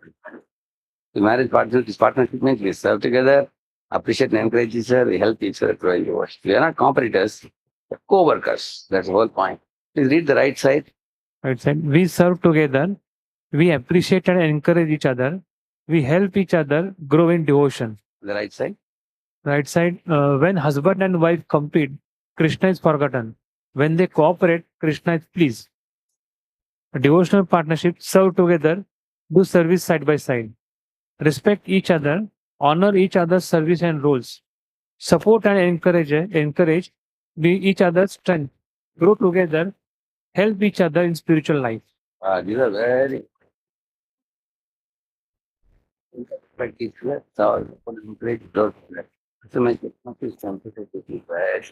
families went to meet him. So side by side, both of you do service, and honor each other's service roles, be each other's strength, help each other in spiritual life.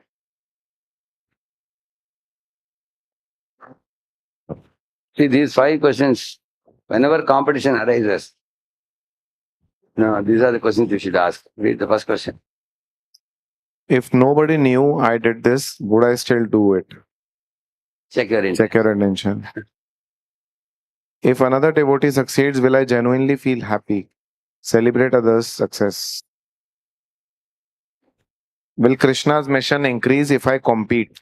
Focus on mission expansion.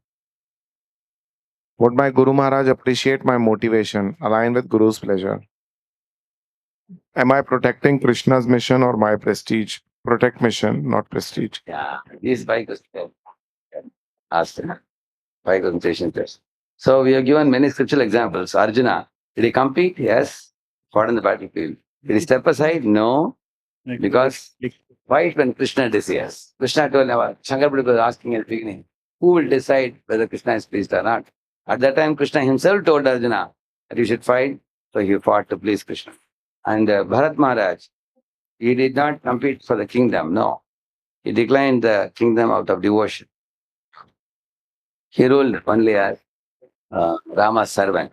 So Bharat, he, out of his devotion to Ram, he stepped aside. And Hanuman, he was extremely powerful, but he never for ego. He never competed for ego, only to glorify Ram.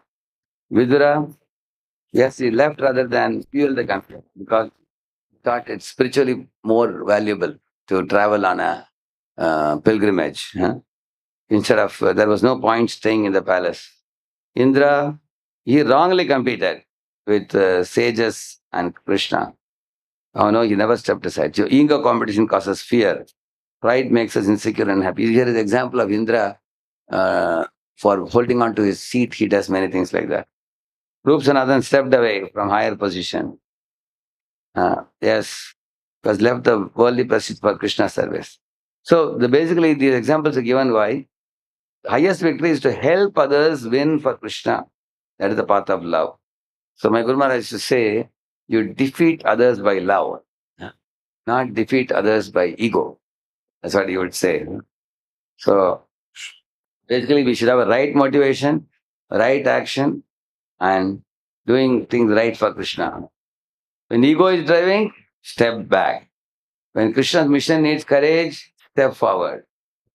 When another devotee can do better, step aside gracefully. When nobody wants to take responsibility, you volunteer happily. And now for Hanuman, they say, Jahan kam, vahan ham. That is Hanuman's formula. Wherever there is a shortage of manpower, I am available. Take me. That's all. Yeah, I have one question. Like if you go back to the previous slide, like here we have example of devotees who have done different behavior. So at least sometime what happens in a community, a devotee, he does some action and he will have right consciousness. So let's say he has not given seva to someone else and he took the seva himself with proper consciousness, but other feel that he is doing because of the possessive mentality. Yes, there is a possibility. So normally when it comes to the action of others, we see, world may talk anything. For example, one fellow has told that see, some people have quarreled with Radheshyam Prabhu and they've gone to Kanpur, Calcutta, Bangalore, and Hyderabad. Somebody has told like that. So one young junior boy wrote a mail to me saying that, Prabhu, these fellows have quarreled and gone. I said, if they're quarreling, why are they calling me? They're calling me for 1 week. 1 week I'm going and giving programs there. They are also coming for Bliss camp here. We still have loving exchanges. If they're quarreling, why will they call? You go and ask your senior, I said. So when you do something with right intention, some people will misunderstand you also. Correct, no? When Krishna was chosen for Agra Puja, Shishupal, did he agree? Shishupal didn't agree. Similarly, Satyajit blamed Krishna unnecessarily. Although Krishna never stole the Shamadaka jewel. And he was spreading gossip also. Some of our devotees will cry tears. I didn't do this wrong thing and they are spreading gossip about me. But they spread gossip about Krishna also. Krishna and Rama also. That's the nature of this material world. So if you are doing the right thing, Prabhu, your authorities are happy with you, you can close your eyes and go on. You don't have to worry about what other people criticize. Some people will misunderstand and some people hate you also. Everybody doesn't like you. Some will hate you, some will like you. So you can't too much worry about everybody. But you have to make sure that your authorities are happy and your intention is right. You have to make sure about that. Clear, no? So this is a beautiful slide, this one. When ego is driving, what do? Step back. When Krishna's mission needs courage, then step forward. Another devotee can do better than you. Don't have ego problem. Step gracefully aside and let him do that role. If he can do better. Say, in Pune, they were telling, Prabhu, we want to arrange a big program, call some 1,000, 2,000 youths so that we can get more database. They were asking me, would you like to give a program? I said, I just gave one call to Amogila Prabhu, and immediately agreed. I said, please come. We put one festival called Udan, So 2,000 youths came. Many of them paid even 100 or 200 or 500 rupees ticket also. Because Amogila Prabhu can do such gimmicks, he can speak in such a manner that can attract 2,000 people, He can keep them spellbound in a big hall. We did 2-3 times we have done like that. So why did I step aside? Because I'm not very comfortable with such programs, I would rather do program for those who are already devotees, 1 round, 2 rounds, 4 rounds. And my seminars are more serious, of a serious nature. So when somebody can do better, you step aside gracefully. So let them do it. Because then ultimately the goal for which you are doing the program will be achieved. Correct now? Similarly, when the Krishna's mission needs courage, step forward. Like for example, recently we went to Mayapur Dham, 1,700 youths came. So it was a program for 2 full weeks, 1,700 youths. So I did the Utkarsh camp. Recently, one boy wrote, Prabhu, he is not from connected to our training, this is another training. Sir. Radheshyam Prabhu is very micromanaging. He wants to do all the camps himself. Like that, somebody said.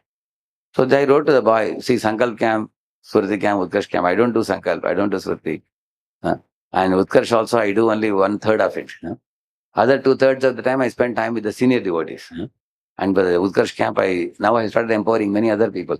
What I generally do is I gradually withdraw and I gradually empower the junior ones. That many may not know it. But if somebody is criticizing me, should I give up everything and say that now people say that I am attached, I will not be attached now. So let everything go to.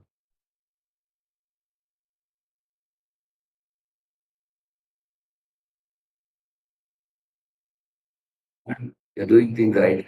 If you are doubts, you can always ask your seniors. So therefore, even though people may criticize, I will step forward because I know that this thing requires my time, my attention. It requires. So therefore, we should not fear. Like we say, no, the dogs may bark, but the caravan goes on. We should step forward. We should do that. But when we are ego-driven, we should step back. When nobody wants to take responsibility, Ramanacharya asked 70 acharyas were sitting. They were all big acharyas. And Ramanacharya was speaking lecture and said, oh, how nice it will be. Somebody can go to that Venkatadri hill, which is now thousands of years nobody has worshipped. There is a deity of Balaji there. There's supposed to be a Pushkarni where flowers are made in those days. So somebody can cut through the jungle and install the deities and worship temple. All the acharyas are putting their head together. Guruji should not choose my name.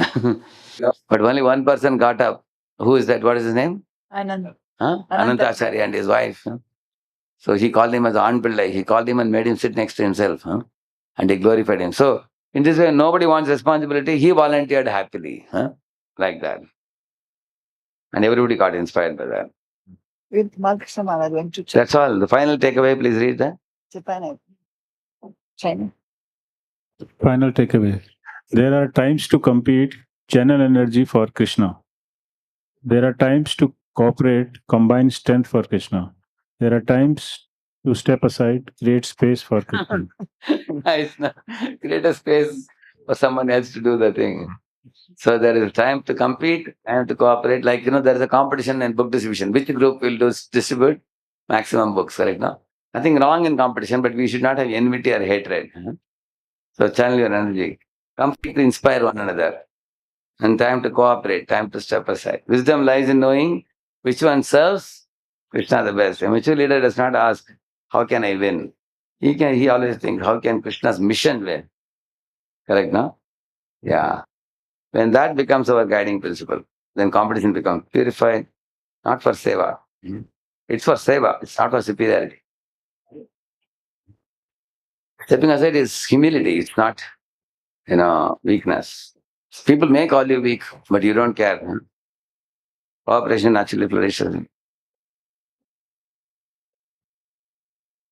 A community where devotees strive for excellence without rivalry, encourage one another without insecurity, and place Krishna's pleasure above personal prestige. 3 things are very, very important.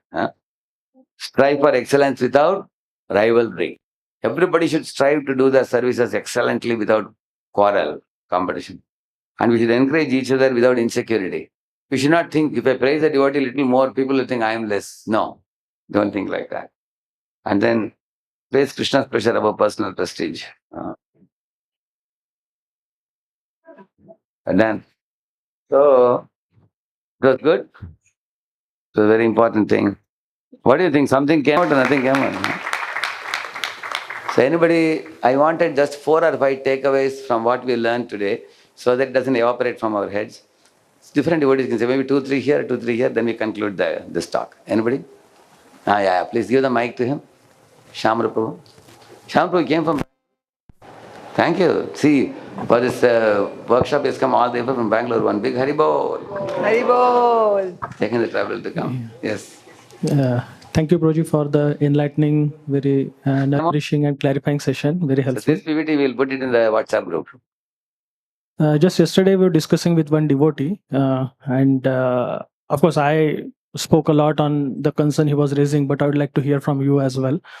So, he's given a service by the senior management because they feel a particular department should prosper. It's not going so well. But there are some other senior devotees, when temple brahmachari is involved.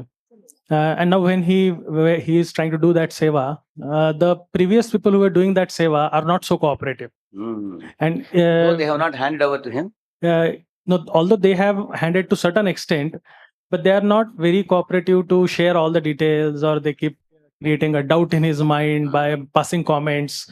So now he feels that, oh, I am here, we have learned a lot about humility and stepping away. So it's from other side actually, that we also need to sometimes tell people that you need to come forward and step ahead, and because there is a time and there's a need of the hour of the seva. So I did mention to him, but handover, one very important factor is that in those days in Pune, Kunjaberi temple, there was one fellow who was handling accounts department, but there was no proper Hisab Kitab in the very early days. Then Ramanand Prabhu joined the temple, and his own Gopakshi Maharaj told me, take the accounts department from that fellow and give it to Ramanand Prabhu. He can run it. So when I told that fellow, he reluctantly agreed. He didn't. But 6 months passed, he had not handed over. Then I had told Jaydev Prabhu also, Prabhuji, look into it, why they're not handing over? He was giving some excuses. I'm busy, I'm traveling here, I'm traveling there. Then he partially handed over. Right now, other controls he was keeping. And he was telling Raman, whenever you want any difficulty, you come to me, I will tell you. He was saying like that. And literally, we had to scold him, chastise him. And then I told Gopakshama is coming now. I'm going to take. Because why people fear handing over, I will tell you. If the successor becomes more successful, then people will say that, see how bad you are doing, how good he is doing. Some people will say. That is one of their fears. And another fear in handing over is that they never wanted to hand over, but they have been told to hand over. So they are very unhappy that they have been forced to hand over. So what is their hope? After handing over partially, they will say that the new person is not doing well, so they take it back and do it themselves. That is the second thing. Correct? Now, these are all the evils of the material world. Correct? Now, what I would say to this devotee who is not receiving end, you should complain to the leaders. Prabhuji, he's not handing over properly. They're creating trouble. I don't want to quarrel with them. So you tell them to hand over fully. Then it comes top down, they'll be forced to hand over. Correct? No? And these are the natures of conditioned souls. The conditioned souls have that ego problem, possessive problem. If you can study it, we don't hate the soul, but we have to deal with their ego and the possessive mindset. Same thing in counseling also. Say, for example, one counselor had one couple. This couple developed some acidic relationship with the counselor due to some reason. The counselor scolded them for something and they didn't like us. They want to move to another group. What the counselor can tell counselee, you tell me which group you want to move to, then I will personally help you. They tell that want to go to this group. Then this Prabhuji Mataji, they call them, say, this person was in our group. Over a period of time, some strain happened. And that family is not very comfortable with us. But they are very happy with you. They are inspired by you. Can they try attending your meeting? If you like, you can take them. And they say, oh yes, we don't mind. If you tell us, Prabhuji Mataji, why will not take? You will take. So they in a friendly mood, you transfer. So by this, what happens? The counselor has respect for both counselors. Although he has moved to the new counseling group, and he will not talk ill of the old group. People will ask, how did you come here? Kya, chhod kar aa gaya kya? They will say, no. So my senior told, this senior, he has carefully handed me over. Then the respectability for the previous group leader also remains. But if the previous leader is very possessive, and husband and wife are trying to convince this person not to leave, and they very forcibly leave and go, and sometimes the old leader shouts, says, हमारे में क्या नहीं है कि आप छोड़ कर जा रहे हो? इनके पास आपको जो भी प्राप्त हो रहा है, बोलो हम भी करके दिखाएंगे. That kind of thing. So then they forcibly leave and go. Then they will go and say, oh, my Lord, that group was dangerous group. And then not only that, then one by one, many people leave this group. Then this person fears that everybody is leaving me now, mera kali ho jayega, koi nahi rahega mere paas. All these problems come. So, counselors should not fear so one or two couples want to move out, because unsatisfied counselees will create problems. So it's better for them to move to another group if they wish to. Very, in a very gentlemanly manner, they can do that.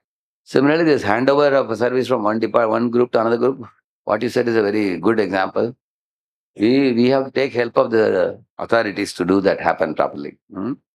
Thank you, Prabhuji. Yeah. Anybody else want to share anything? Any of you? Acha, I wanted some takeaway from three from here to Hare Krishna. one good point. Yeah, yes. Where is it? Yes, Prabhuji. His Grace Radheshyam Prabhu has put it across in so many ways. But for me, the carry home point is we are here to serve Krishna. Yes. Whichever we are doing it, that's a different thing. Perfect. And there's no competition between any of us. Exactly. The basic principle that I've been following is ना किसी से कोई ईर्ष्या, ना किसी से कोई होड़, अपनी अपनी मंजिल, अपनी अपनी दौड़. Hare Krishna. You wrote this poem, huh, Prabhu? Huh? I taken it from somewhere, not my own. Very nice. Hare Krishna. And your honesty is appreciated. Yeah, tell me again, what is that? Huh? ना किसी से दुश्मनी नहीं, ना किसी से कोई ईर्ष्या, ना किसी से कोई होड़ is competition. Hoard is competition, okay. अपनी अपनी मंजिल. Manjil means home, huh? Goal. Destination. अपनी अपनी मंजिल, अपनी अपनी दौड़. अपनी अपनी दौड़, huh? दौड़. Ah, okay. Beautiful. Beautiful. So, thank you so much, Prabhuji, for this very nice, enlightening seminar, because these are the practical challenges we face, not in our work life also, but in the temple atmosphere also. And here, as you said in the beginning, the challenge is more because everybody has different capacities, but they want to step back because they don't want to see as aggressors and remain humble. So Prabhuji mentioned very nicely few points. So what I understood is this practical leadership formula, the 5 questions that you can ask, and if the answer to that is this or that, and that gives you the direction. Yeah. It is a very practical guide. Yeah. That, for example, when ego is driving, how to understand. They give some questions in that slides. What to ask for yourself. When Krishna's mission needs courage, when another devotee can do better, and when nobody wants responsibility, then come ahead, like Hanuman, jahan kam wahan hum. Hanuman. So these are the few points I. Thank you. And Martha this side, give the mic to the one mic. Who has the mic? Yeah. Prabhuji, before the takeover, one more example came to my mind about Prithu Maharaj when he was doing 100 sacrifices, and 99 he finished, and Indra was only one with Satakritu. Yeah. But he gave up that.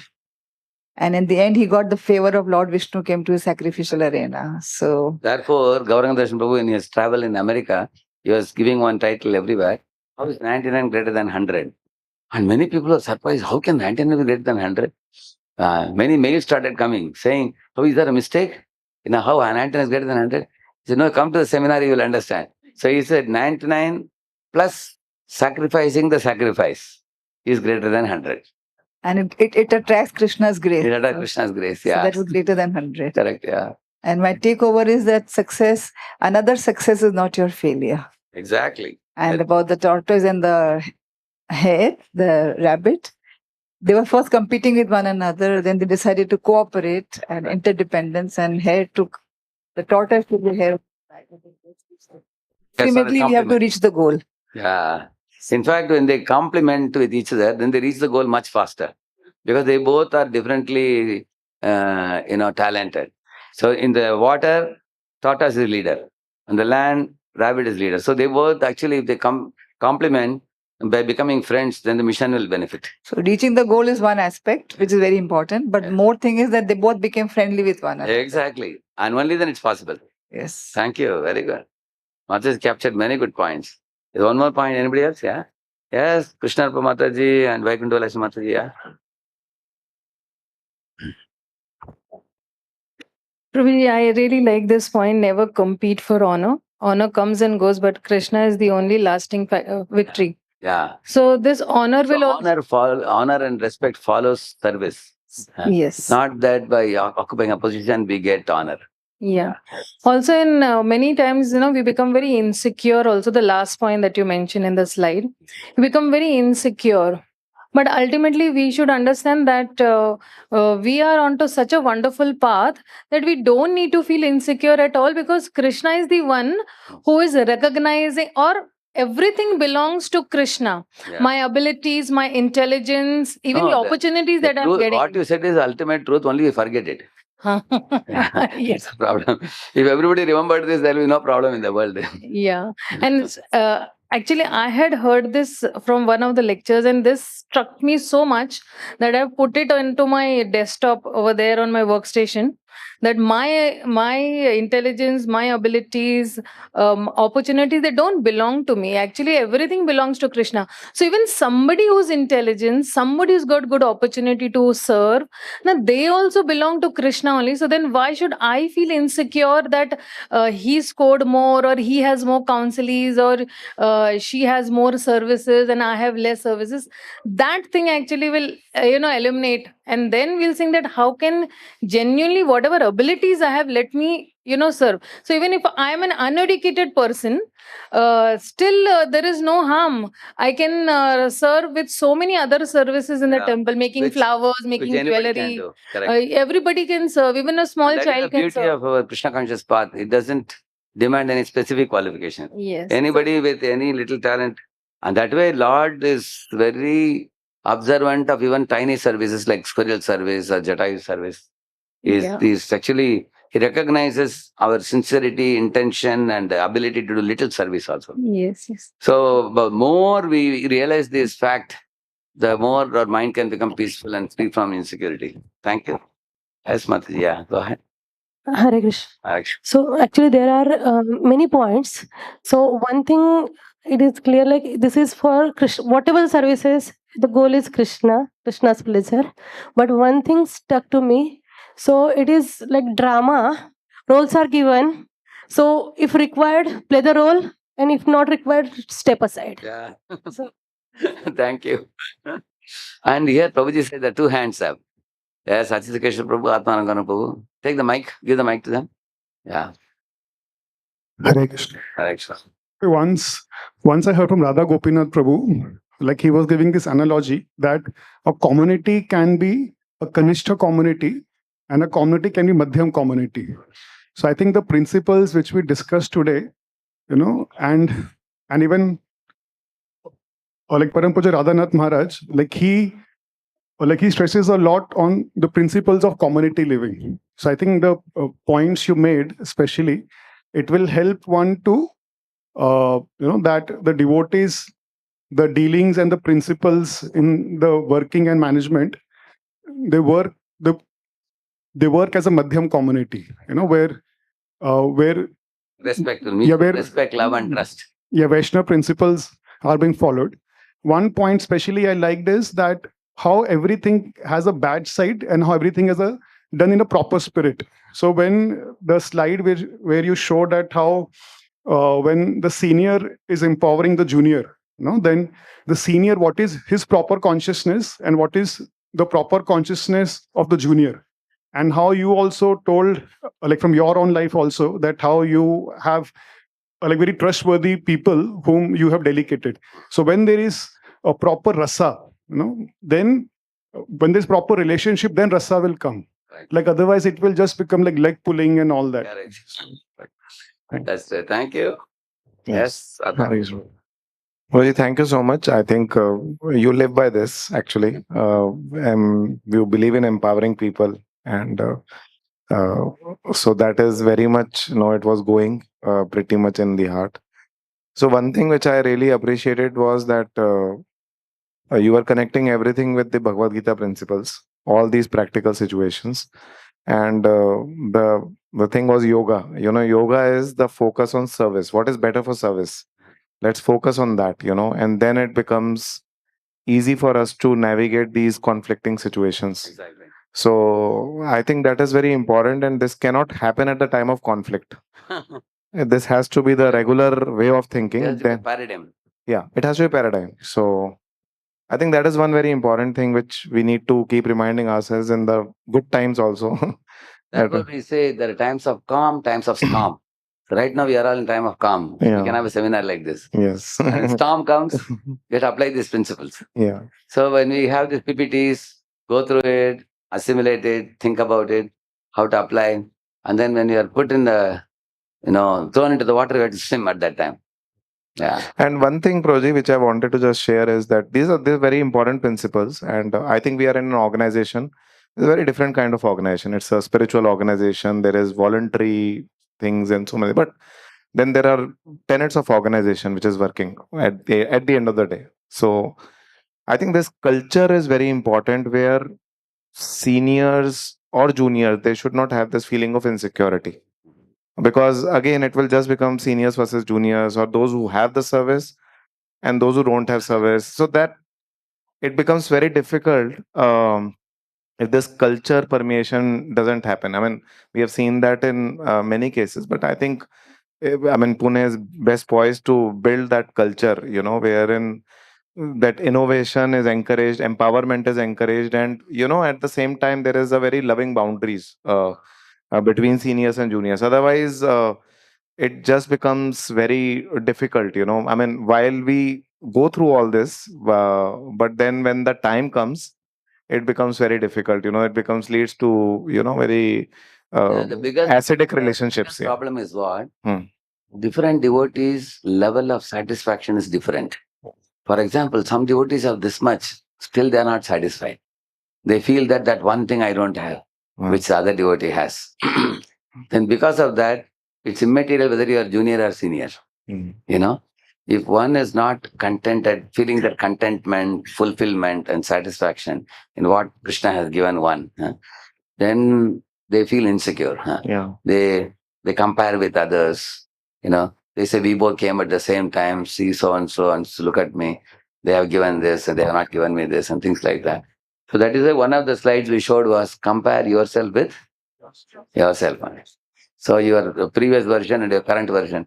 So let you make yourself better and better version of yourself. Yeah. Rather than comparing yourself with others. Because, if you keep a race between Luna and Mercedes Benz and Maruti, naturally, Benz will come first. Yeah. Maruti will come second. Luna, our bodies are all like one vehicle. Everybody's body has certain, physical limitations, mental limitations, intellectual limitations. Abilities are limited in different people's body. Everybody cannot do everything. Like I'll tell you one example. We had one devotee start a tuition center.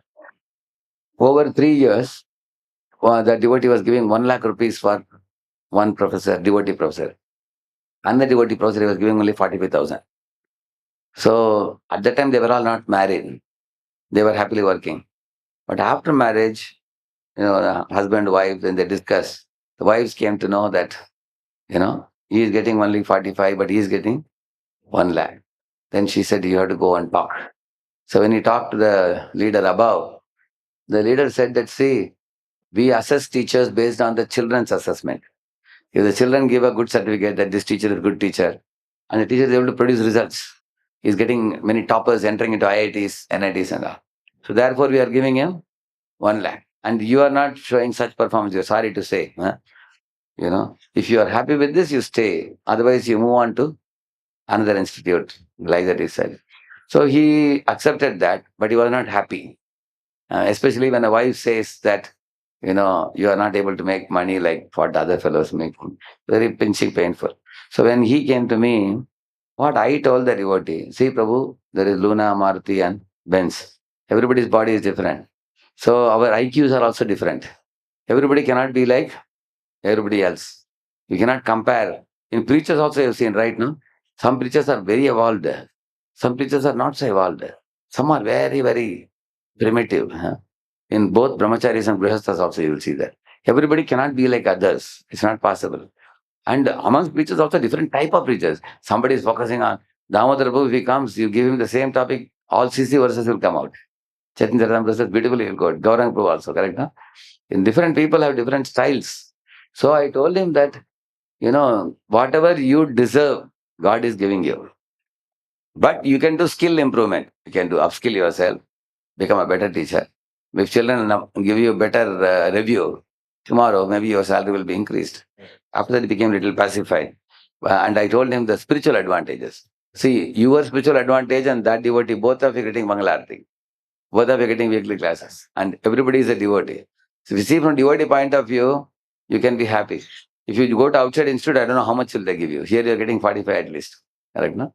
If somebody is giving you better, you can leave this and go. So, in the same manner, I told you 2 teachers now.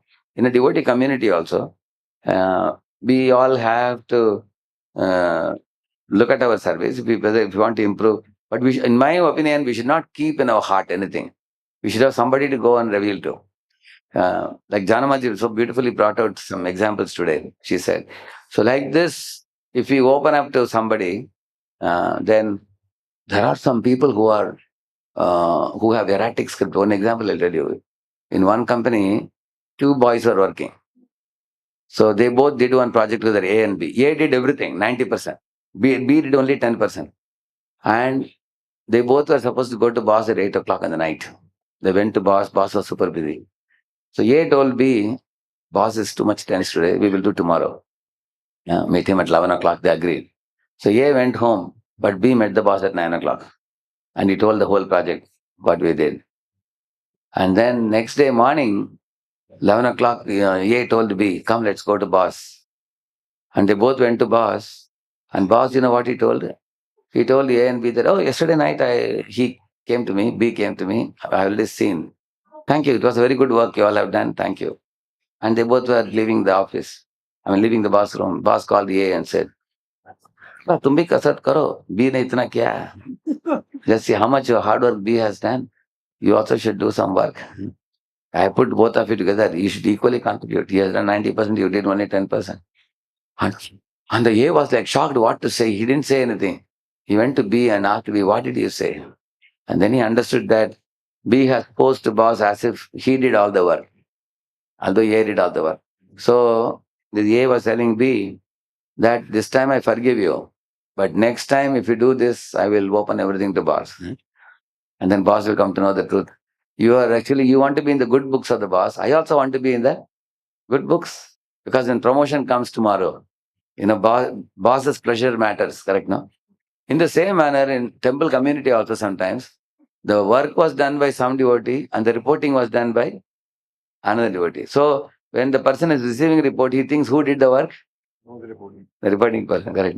So there are some tussles amongst devotees. What happens in offices can also happen here. These are all due to the lower nature of the conditioned souls, correct, no? So the purpose of these seminars is to work on our lower natures and give up the lower nature and behave according to higher nature. If everybody behaves according to the higher nature, just like ISKCON was telling, go from Kanishya to Madhyam, Madhyam to Uttam, it will be like a spiritual community. In spiritual communities, people put Krishna in the front, other devotees in the front, they put themselves behind. There's no cheating. The tendency is not there. When there is a cheating tendency, gaining prominence over others, like sometimes going on the stage and taking clicking a photo or something like that with somebody. So sometimes there is a competition, who will stand next to Maharaj and take photo. So somebody takes photo but doesn't do any work. Somebody has done all the work and that person is pushed aside. Right now. So that is why when he had come here, this President of India, what's his name? Pranab Mukherjee. Lot of people were hanging around him. And they were calling me, Radheshyam, bahut hai inke nikat khade hokar photo le lijiye. I said, tum le lo, tumko shayad. Those people who told me to take photo, they want to take photo. I said, I put you in my place, go and stand. Take it. So there is a greed for prominence, self-prominence. There is a competition for ego satisfaction. So this has to be dissolved. If we don't dissolve it, we cannot progress in spiritual life. And actually, we cannot practice Vaishnava Sadachar in the forest. Only in a community like this, you can practice. Because when you live in a community, sparks will come.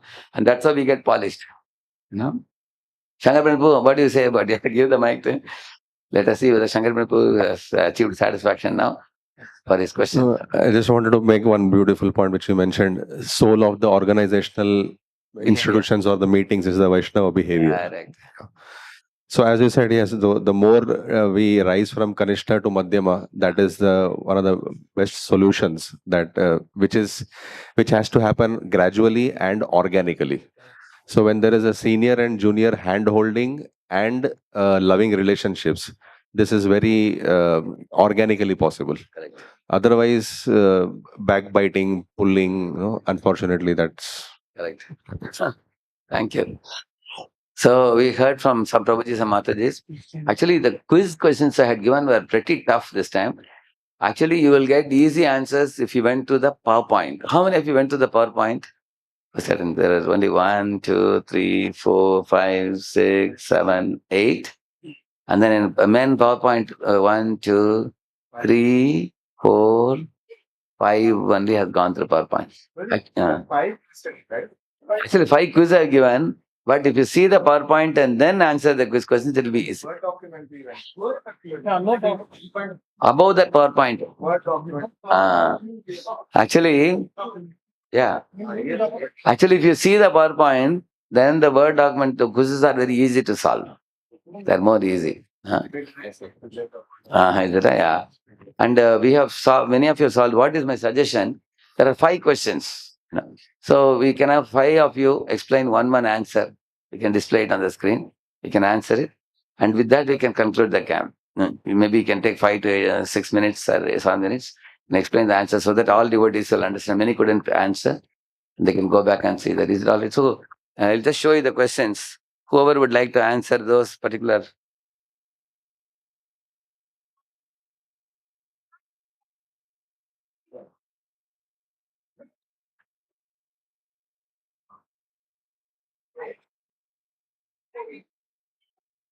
What is that?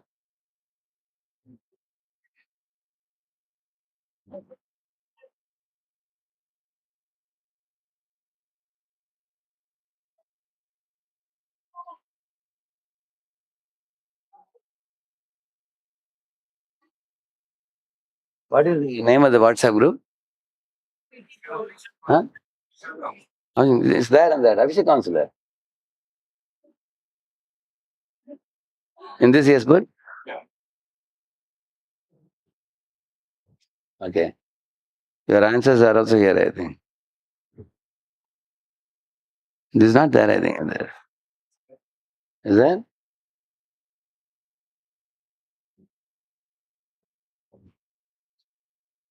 You can just call our this thing. Oh, is it?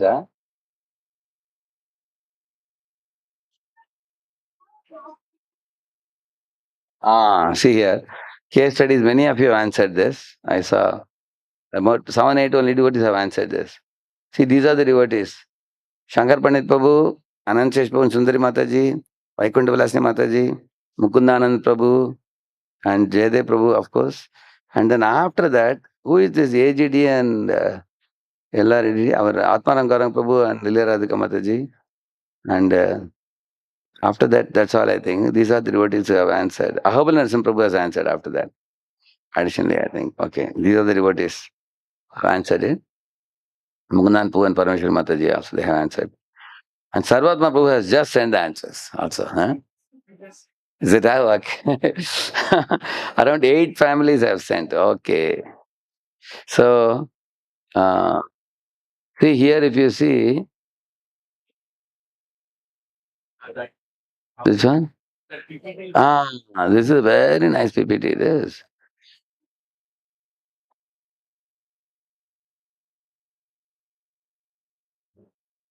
Actually, it's a very simple PPT. Although it is simple, it will help you. I'll just show you. See, this is the one. See, how to remain undisturbed. Spiritual solutions in Grihastha life. See here, spouse disagreements, teenagers not following sadhana, financial pressure, temple policies, and workplace disrespect. Instead of asking how to avoid disturbance, ask the question how to remain spiritually stable despite disturbance. And disturbance, let it remain, how to remain stable. So we quoted Matras Prashastu and then an Arjuna example. And then, okay, mantra. Here's the ABCD formula. A pause for 10 seconds and observe, breathe, and if you take a long breath, the mind becomes calm, they say. And if you pause for 10 seconds, immediately the spike comes down. Chant Hare Krishna and then decide with discriminative intelligence.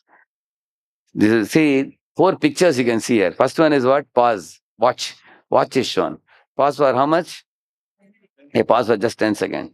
And the second one, the lady sitting on the lake, what is that? Breathe. Huh? And then the third one, chant Hare Krishna. Correct. And the fourth one, decide with discriminatory intelligence. So ABCD. A pause, breathe, chant, decide. Beautiful now? This new ABCD formula it is. Instead of acting impulsively. Correct, huh? Yeah. And what are the expectations of husband returns tired, wife is complaining, you never spend time with children. And what is his husband's internal dialogue? I do everything, no one values me. Whether he feels. Huh? And then disturbance begins, not because of words, but because of unmet expectation. So he pauses and reflects. Krishna is teaching me humility through the wife. Huh? Whether he learns. And then the result is external words remain the same. Huh? Internal interpretation changes. That means here the whole idea is how to perceive a situation. That's what is explained here. Okay. So senior duty publicly says, you are irresponsible. Mind says, how dare you insult me in front of others? And the action is defend immunity and aggressively. That's what people do. Instead of that, take a pause, breathe, chant, and say, thank you, Prabhu, I'll try to improve. Then calmly clarify privately later. So we given examples like this. Tatyanukampam. The son is arguing, why are you forcing religion on me? And the father and mother are thinking, we are only doing it for your good, beta. Huh? You know. And the father is thinking, this is my tolerance training. Krishna is polishing my ego using my son. Correct, no? Don't shout, increase personal sadhana. Build relationship first. So like that we have given some examples. Detachment does not mean weakness. So there is also wrong detachment, which is let him cheat, everything is Krishna. No. One has to take action. Calmly take legal action or practical steps. So don't run away from the problem. Soft heart, strong spine, you see, without hatred or vengeance. Practical tools for gracers. Never argue during Ekadashi hunger. See, resolve issues after morning japa, not during japa. Avoid WhatsApp reactions during emotion. Because any WhatsApp reaction, emotion is easy to give, it will break the relations. So morning sadhana determines evening stability. And no serious discussions after night 10 p.m. Husband wife chant together weekly. Increase hearing, decrease defending. Correct? Na? These are practical tools which can solve most of the problems. Like the ocean. Okay. Okay, what is it? What usually disturbs me? Disrespect or lack of control or financial fear? What expectation is behind my disturbance? How can I respond in a way that Krishna would be pleased? These are good questions we can ask, reflection questions. What are my expectations from others? What disturbs me when people, so this kind of things. See, provocation is inevitable, disturbance is optional. So it's your choice to be disturbed or not disturbed. So we'll offer a prayer. Dear Lord, let my reactions not destroy my relationships. Let my ego not disturb my devotion. Let every provoking situation bring me closer to you. It's a beautiful prayer, no? So, because reactions are the ones which spoil our relationships with others. Instead of reacting, let us learn to respond. Similarly, ego disturbs our devotion because ego makes us self-centered. Let my ego not disturb my devotion. And provoking situations bring me closer to you by tolerance.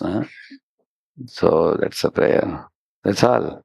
So now those who couldn't see PPT before, now you have seen it now. So now I can show the answer of who is going to do. Jaideep, would you like to do one of the questions? First question. I can show you. Yeah. I am opening your file. This is the one, no? Case study. Yeah. So this is the answer you gave, na Prabhu? This is your answer? Correct. Amazing. You typed it, huh? Somebody helped you with typing? Yeah.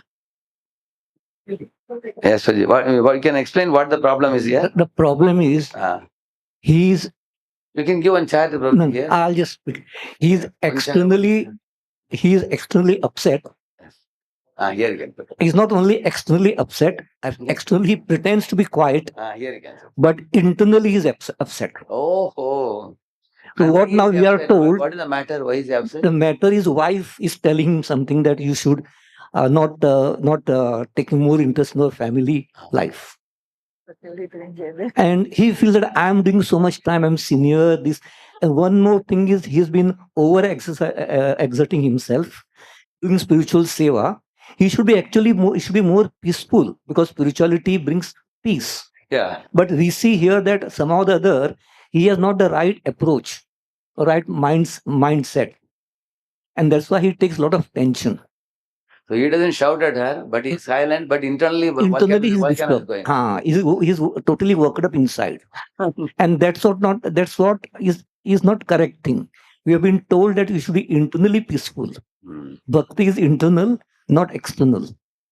And he tries internally, as most of us do, he tries to be judgmental. He thinks that his wife is under modes and I am beyond modes. But actually he's under modes. And so counseling is when we go, the question is how do we counsel him? Counseling is, yes, we should be sympathetic with him. We should be empathic. We should explain to him what his real problem is. The wife is his really supporter. She is his well-wisher. She wants that he should be emotionally involved in the family. Now, instead of emotionally involving the family, he is getting himself detached artificially. And that is not a correct family life. But he justifies it under things that I'm senior now, I'll be aloof. So these points have to be highlighted. These points have to be told to him that yes, you have done nice seva, you're very senior. You have to change your mindset. You have to be appreciated also for his work that he has done so far in the movement. And tell him that your family is also equally important. And what is more important is caring. Caring is equally important. You can't neglect the family. That was what His Holiness Radheshyam Maharaj had told us long back. That you don't expect results from the children. Just go on caring for them and everything will be all right. We'll give them space. But you have to be emotionally involved in them. And you have written this point, Premananda did not express anger loudly. Yeah, that's right. So he did not express, externally he was subtle anger. He had yes, but internally he was disturbed and that was danger. And because he was fuming from inside. And that is not a correct way of doing spirituality. You should be transparent, and spiritual tells you that you should be transparent for externally as well as internally. So he is giving some ocean analogy. Yeah. Ocean analogy is that yes, you should be able to take and absorb everything, the disturbances are there. We still remain calm. Don't be a puddle. Or as you said, fire. You go on adding ego issues, then fire burns. That's a fuel. So his ego is hurt. And that's why he is internally burning himself. And he's holding a burning coal in his hand. He's not releasing it. That is meant. One good point you have written here. Tolerance means I shall remain peaceful while serving. Yeah. But indifference means I don't care. I don't care. And that is his indifferent. And that was his approach. So he forgot his grahastha dharma, his duty. And then he developed subtle pride, isn't it? Yeah. So actually the problem with him is he's proud, thinking that I understand philosophy, she doesn't understand. Yeah, that's right. That's why he says that she's under modes. So is it not difficult if somebody thinks he already knows, then who can correct him? Then how he can be rectified? Yeah. So a senior friend of his and all, he has to guide him, explain to him that you have to be more open-minded. And when this was happening, I was thinking about myself. I have the same approach. No, you're known for caring. Pardon? I was thinking the same. Yeah. I said that is Satyavati and Jaidev Prabhuji. Sorry. Because you said it, I said. But both always have a big smile on their face and caring for all the No, people in the camp. no, it's a fact you have highly nicely pointed out. There's a lot of internal tribulation going in our hearts. But that happens with each one of us in our journey. I don't know about others, but it happens in my At the heart. beginning, we're all immature and we don't know how to handle Yeah. relationships. And we burn within inside. We try to do mental speculations, accusation mentally, but outside we just tend to be indifferent. So it was knowledge without humility, detachment without compassion, silence without communication, and tolerance without affection. Okay. This is interesting. Okay, very good. Thank you. Haribol. Thank you. No, because there's a fact that is my nature is like this. Like externally I may show. That's why I'm saying externally I may be humble enough, but internally I'm not. That is Thank you. That's a humility, Haribol.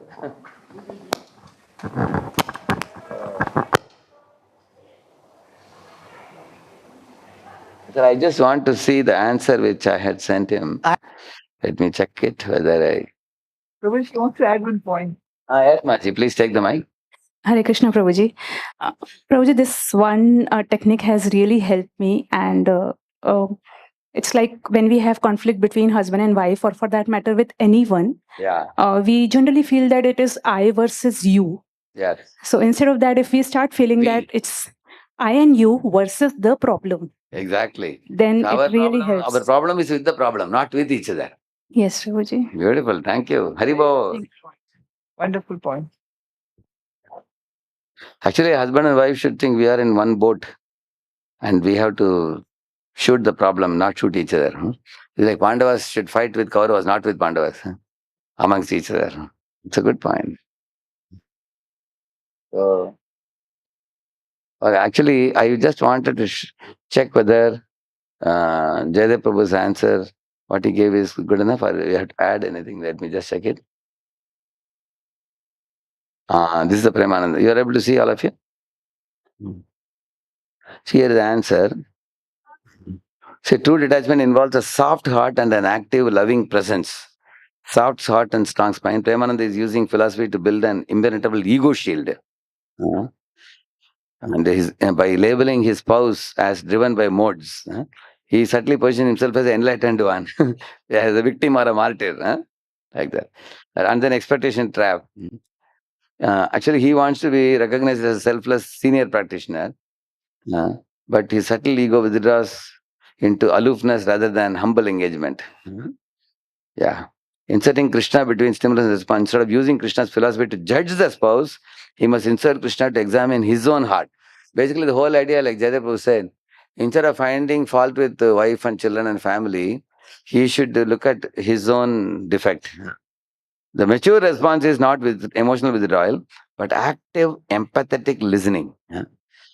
Recognizing that Krishna may be using his spouse's feedback to expose his residual subtle pride. So this is a very important thing. As we grow in seniority, many people will not tell us our faults on the face. But by observing their difficulties, we can take it as a feedback and try to look at our own faults. Because if we don't, just like Jaydev was humbly telling it's my fault, that mindset is very favorable for further growth. Otherwise, if we think in a self-righteous manner, I am always right, I can never be wrong, I know it all syndrome, we call it, then that mindset is very dangerous. The more we become senior, the more we should have, we should be willing to lend our ears to take feedback also. That's the point.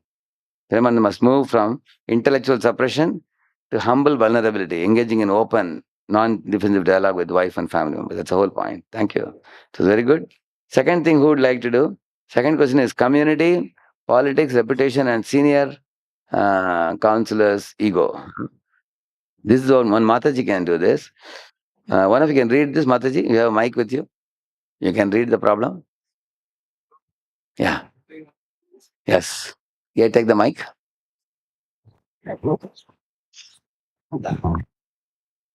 Actually, there was one more thing. I mean, bulk of what you told is what we could kind of understand when we were reading through. There was one more thing which was coming in the case, Proji, but I don't know if it has to be addressed or it was the cause of that whole problem. is it was written in the previous this thing that he had been like dragging on. There was a lot of burnout which was there, and now it reached to this point that the battery level was became like 5% left. So and then wife came up and started asking all these things. So he was like, enough of it. I don't have any strength now. So whatever is going on is going on. So it was more like a justification of his. Whatever I had done, I had already done enough, and there is nothing left. And still you are not appreciating, and that kind of mode he got into. So is it not that I mean, one thing which we are also discussing, what happens in different phases of our life, there is a new golden mean which comes, like when they're like newly married, then there's a different golden mean, and then with kids and all, maybe at the stage what he is in, like mid 40s or maybe something like that, there's maybe a reinvention of golden mean needed for this, because today wife is saying tomorrow. At the same time, see, Yeah. sometimes what happens, the wife and children's expectations are not the same in every family. In a different family, situation is different. What Isolas Ranaswamy would do, case to case, he would say that the husband and the wife, they should have the maturity. Because once you are in a family, you are in the same boat. For example, Suruchi and Suniti, their expectations from Uttanapad is not the same. Correct, no? You find Suniti in the puja room and Suruchi is in dressing room. Correct, no? No, both are having different mindset. Similarly, sometimes it so happens that the husband is spiritually advanced and say wife and children have certain expectations that he spends time with them for going for outing and things like that. So that's why you find Kardamani was spiritually advanced, but he did not fail to satisfy his wife, our devotee, because she came from a royal family and he made a aerial mansion and took her around. Although it is said that he remained pure and aloof and very detached, although he gave that facility for his wife, knowing that she is a princess. Correct, no? So then, in that way, he has succeeded in family life, succeeded in spiritual life. He didn't compromise on either. Right. Yeah. Sure. Thank you, brother. Thank you. Yeah. One of you, Mataji, can read the problem. Ananti Dasi has been a respected counselor and mentor in the community for nearly 3 decades.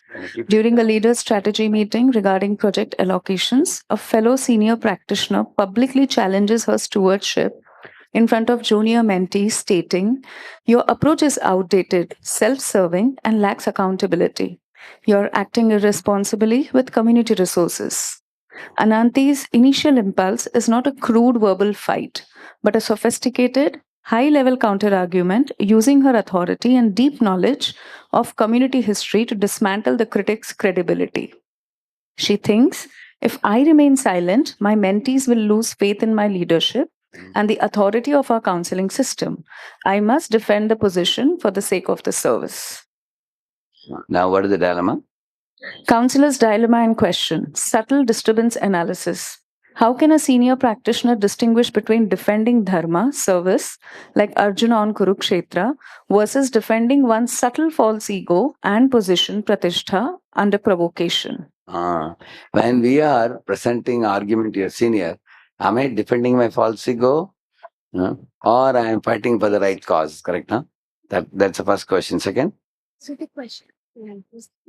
Practical resolution. Applying the principles of Bhagavad Gita 2.63, progression of fall down, and Bhagavatam 10.14.8, Tatenu Kampam, what is the highest devotional response for Ananti in this high stakes public setting? Yeah, correct.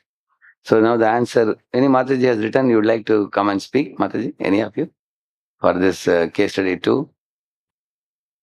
2-3 Matajis have submitted, I heard. Huh?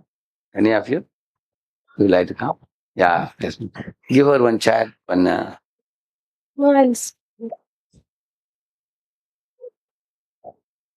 Mataji, your answer is here. I can check it. yes, Prabhuji.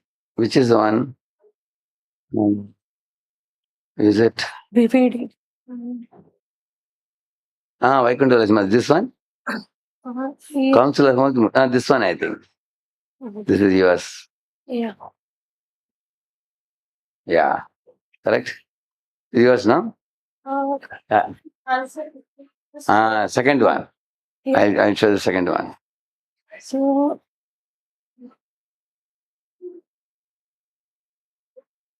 Yeah, this is the one. Yeah. Yes. So little bit. Yes, Roji, this is. Yes. So Ananti Das's statement, I must defend my position for sake of service. Actually, for this, it requires introspection. Really, it is for self ego, or it is for really Krishna service. So basically, I have means some conclusion also I have written initially only, like about the preference. So like for Krishna's pleasure, whatever services we are doing, that is for Krishna's pleasure, Prabhupada mission. And last is the self. Actually, if in case of services, basically in case of leadership, and then applying to Bhagavad Gita. So, Lord Krishna means in 2.6, Dhyayate Vishayam Punsa. So, in this shloka, it is anger, delusion, and then destruction of intelligence, and finally spiritual decline.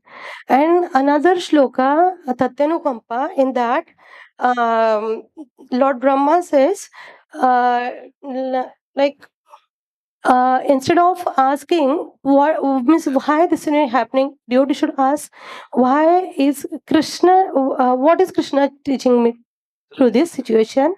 And these two verses are exactly opposite. One is a decline and another is in Bhagavatam shloka, how to devotee can raise actually reflect in that situation. That is, first, whatever the situation is, it is because of Krishna's mercy. Krishna want to teach me humility, and by Krishna's mercy, then self reflection, and finally for service of Krishna.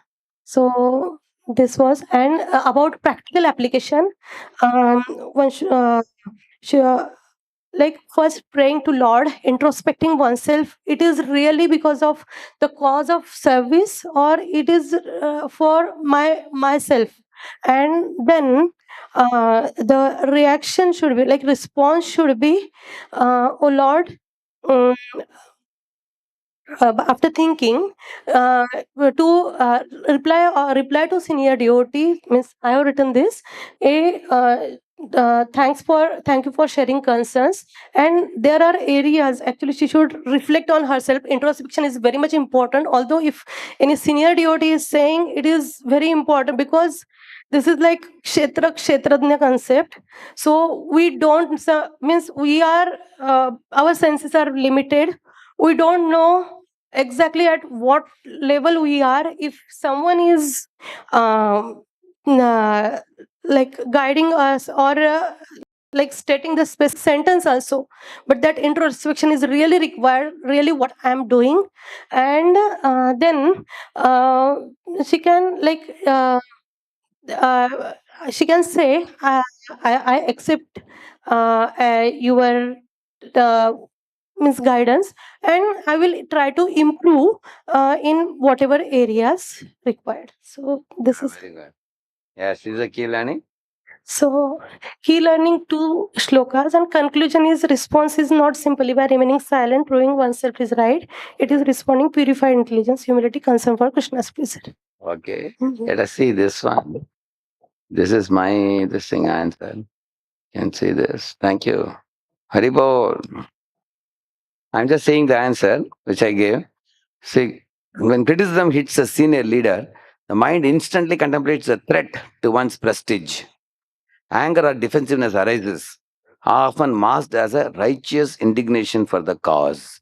What is the meaning of that? To put in simple words, because we all have grown for years, if somebody more senior than us gives a feedback, like for example, recently one senior leader, he gave a class somewhere and then he asked me for comments. So I wrote both positive comments and negative comments, both. So in the positive comments I wrote, these things are very good, very nice. The negative comments I wrote that there is too much of psychology in the lecture, and it should be little more aligned with the scriptures. Otherwise there is too much of psychological talk. and that too for a prolonged period of time, more than 45 minutes in the lecture, and you need to improve that. I wrote like that. So now, of course, that preacher took it in a good spirit. Now there are people who are very young, there are people who are senior, then there are people more senior. So in case sometimes a senior or a guru also sometimes corrects a disciple, even in the public, or even privately, some strong correction they give. One of the first responses of our false ego is to develop a hate for the senior. You find fault with me, then I can find fault with you. You are saying this about me, I have a dozen things to say about you. Then that type of mindset, what happens? That makes us closed to learn something and grow out of it. Correct? We cannot learn. And we also sometimes have a ahankar that I am not a young devotee. I am a senior devotee. Seen years. I have seen many years. That's the meaning of it, isn't it? So due to that ahambhav of being a senior, being an older devotee, then our ability to receive correction or inputs or feedback from others becomes very limited. So here is one point that we all can check how open I am to receive correction and inputs from seniors. How open I am to correct inputs from an equal. Like say, for example, you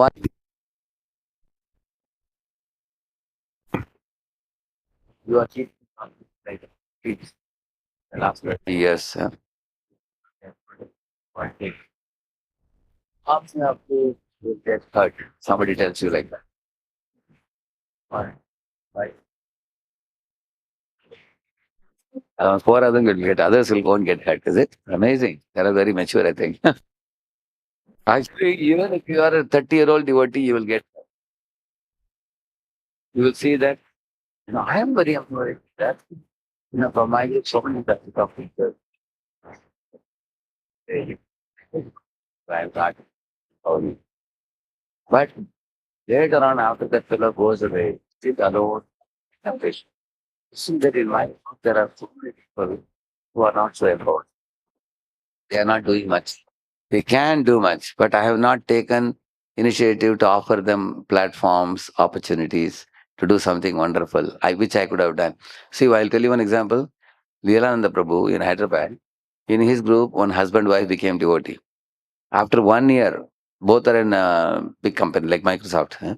1 year of working and attending his program, he told them to go to one gated community and start the program. They started. Both husband and wife like a big hero, heroine, very famous talkers because they are in company in a big position. Both are very, very outgoing type of people. Both are in a leadership position in the company. So can you guess how many people come for their weekly program? Can you just make a wild guess, anybody? 120 people are coming. You heard, I think, correct? No? You didn't hear? Is it? So 120 people are coming for the weekly program. That's the minimum. Sometimes even 140 also come sometimes. And all are new people chanting 1 round, 2 rounds like that. They are only 1 year old in Krishna consciousness. Now, if you see in our group, how many of you feel our counsellors are more than 5 years? Correct? So, we may say, oh, I never stopped them taking up. I just some counsel. Yes, we didn't stop them, but we didn't take active steps to empower them. How many of you agree? Correct? Yeah. So, yeah. Mataji is saying, all of them may not become preachers. Some of them may take responsibility, which is also correct. So, because in a group, say 1/3 of them can become preachers, another 1/3 may become preachers, and other 1/3 may take indoor services in temple. If everybody is doing something for Krishna, it's wonderful. But what I was telling was, Malati Mataji was telling that Prabhupada called those 3 couples and sent them to London. They were not confident of speaking anything. Prabhupada just taught them how to play kartal, how to sing kirtan, and how to do harinam, and speak basic. Prabhupada said, whatever you heard from me, just repeat. And then they went and did a revolution in London, correct? No? So in our counseling group also sometimes people can create revolution if we give them some opportunity to go out and start. What happens, Mataji, I'll tell you in Pune, in our situation, selected, like for example, Vamshi Gopal Prabhu, Nityaseva Prabhu was very outstanding in his group. So then Nityaseva Prabhu and his wife, good wife, they started one. And Vamshi Prabhu handed over a group of people to him to handle. Similarly, one more group came up also in his group. So few counselors automatically pop up. They are automatically outgoing. They do preaching without our even any push or our telling them also. They do like that. And that is how our leadership has grown many times. But there are people who I feel, if we take out a little time to conduct some public speaking test and empowering them, like for example, BCEC, they have got 50 preachers in congregation, all very young. They are all 2 years, 3 years, 4 years old in Krishna consciousness. So they have a training program for public speaking. They put everyone through it and then send everybody to different gated communities, colonies, go and preach. And when they take such responsibilities, then at a very young age, they get a lot of realizations. They become very enthusiastic. Like if all of you see, you grew up in your life because you took lead. Like you took lead in Ullanagar.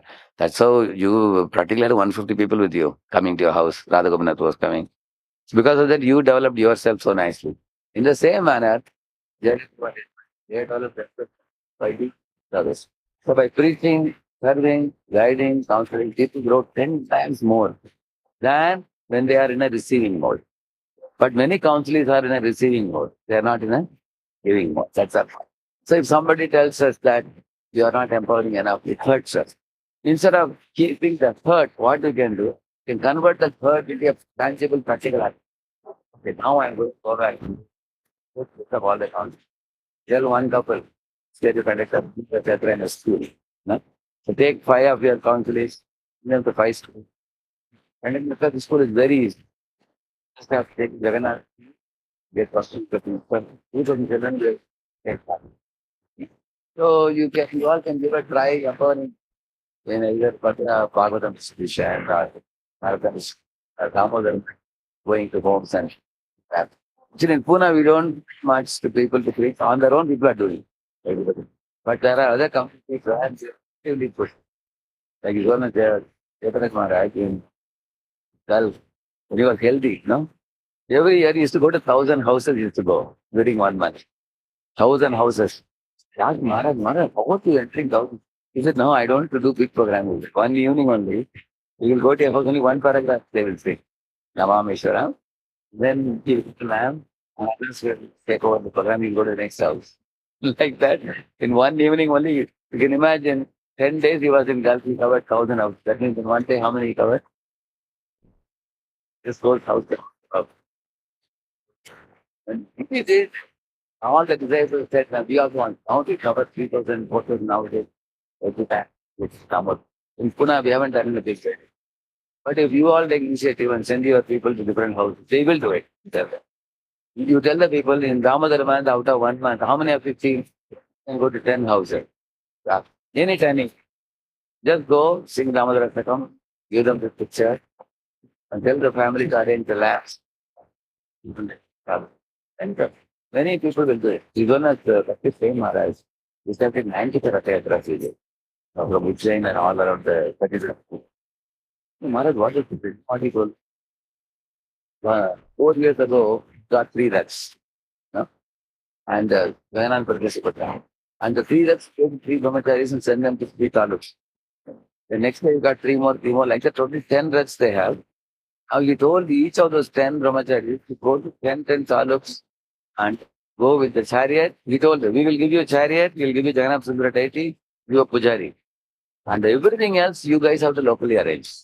You collect money, you distribute prasad, you put posters, get the politicians. Everything local people do. You just actually, you only give this much. Maharaj, it's a collaborative program. Hermes do 90%, we do 10%. Like that he said. Yeah. Be very young and they have just 1 year experience. It's not about knowledge that you have understood and you can reach. It's also about the wisdom and realization that comes with teaching. And in India, anybody sits on the asana, they are considered like Guru and Maharaj. So very early, if you get so much of fame and very dangerous. Very, very dangerous. Yeah. So how we should just empower one year So one condition is each one teaches one while being taught by one. But then they should not sit on the asana. Then you should just have a circle. Yeah, like for example, morning 10 to 1, they have their program. And evening 5 to 8, they attend our 9 program. So they don't have a very big asana. They just have a chair like they have a clubhouse. The moment you sit on an asana, you get that superiority that I am. Yeah, they may get superiority. They may suffer also. And then you are like a mother, they will come to you and say, I'm getting proud, what? Then you have some chance to heal them. But that is how everybody grows. It will take a long time for them to realize and that much time, so much heartburn is there with her. But not everybody becomes proud. But some people, when they are preaching, if they're a little proud, that people also will tell them you are very proud. And they get some material benefits also because people offer them some gifts and No, therefore we have to have a training program where we tell them that when those who are taking program, we can have a separate class for them. Like we had this art of counseling, right now, where for 15 sessions we had. You can put them through the course, tell them that you should not accept gifts like this. They praise you. Tell them that you are not a pure devotee. You are a struggling sadhaka. See what purpose is I'm supposed to be on. You get to educate them and then send them in the field. That's what Prabhupada did with early day devotees. Correct, na? Those days there was a need to start the movement. But now also there is a need. There is a need, but not a dire need as those days. But Pune, when I came to Pune, it was 40 lakhs I got. You know now how much is Pune? 80 lakhs. Pune, including Fifty, since totally it's 80 lakhs now. Population has become increased.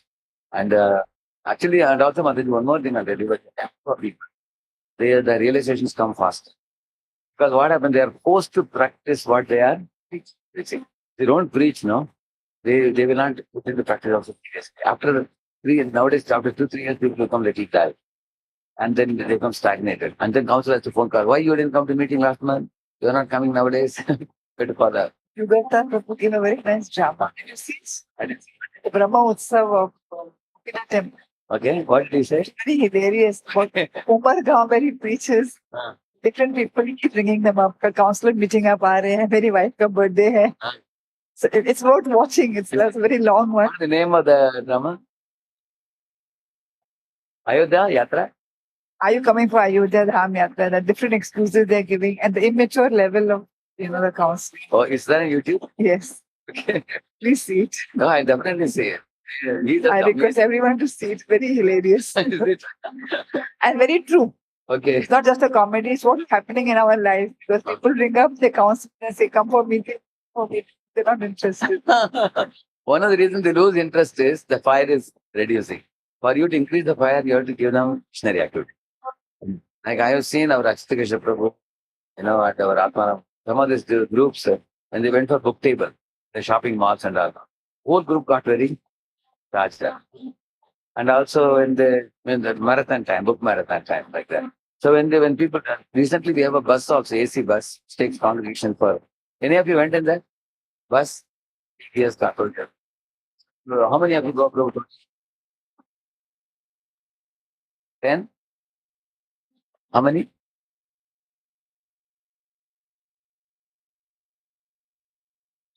Oh, really? 20 can sit inside?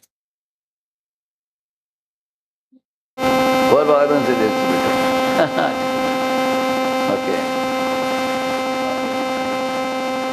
Amazing. And those devotees who go in the morning and come in the night, 10 o'clock. Morning they go early morning and come at night, 9 o'clock or something.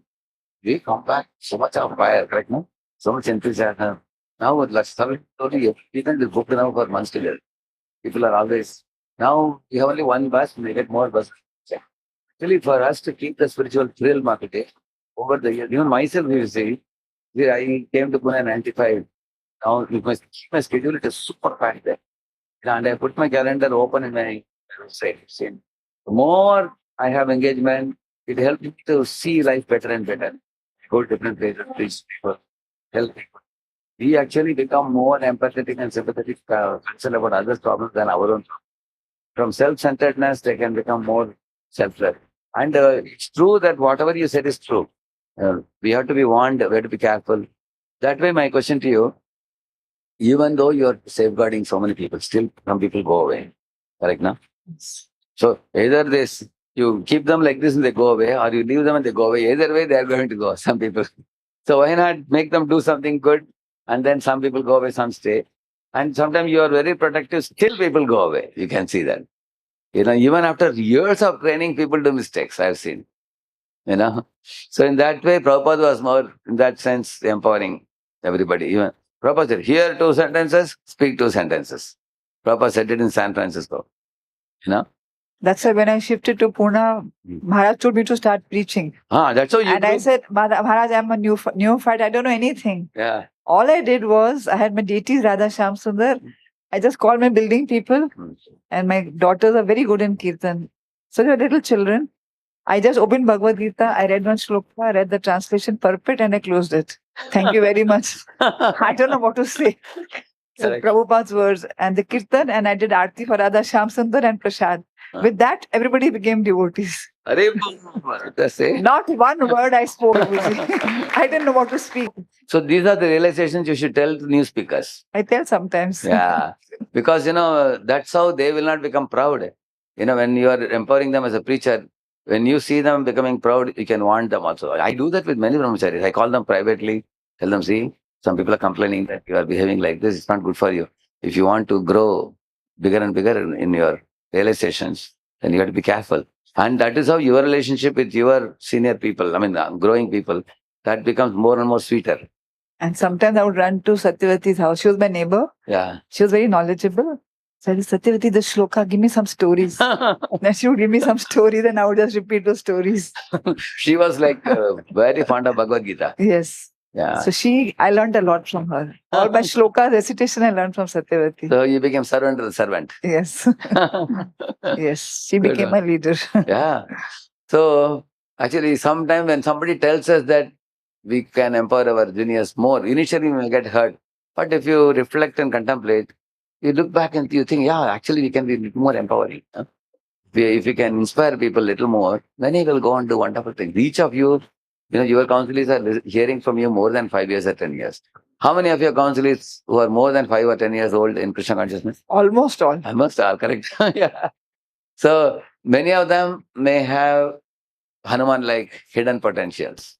It's only a question of, if you tell them, you say, really, Mataji, really, Prabhuji, you think I can do it? Because you say, I will do it. Because, they have deep reverence for counselor. Many people cry tears for their counselor. You say, so many years, they have done so much for us. So if you tell, the effect it will have on them will be much more than when anybody else tells. In temple, me, Salakshmi Prabhu can make an announcement. Prabhu, Mataji, please do this. It will be an official announcement. When counselors tell their counselors, it has a different effect. Right now. So in this way, that's the whole point. When somebody gives us feedback, we should not immediately, become blinded by pride and self-righteousness. That's the whole point here. When mind prioritizes protecting personal standing over community unity, genuine devotional intelligence is lost, he says. Okay. So in this way, seeing the critic as a hidden guru, you see, somebody is criticizing me, see him as a hidden guru. A practitioner with 25 years of sadhana strives to see even harsh public or unfair criticism as Krishna's precise surgery to remove the subtle residual attachment to honor and respect, puja, labh and pratishtha. So even let people give me, like the story, when one of the great acharyas went to take darshan of Ranganath, he was declaring his fallen position, and to him, still Lord was not believing.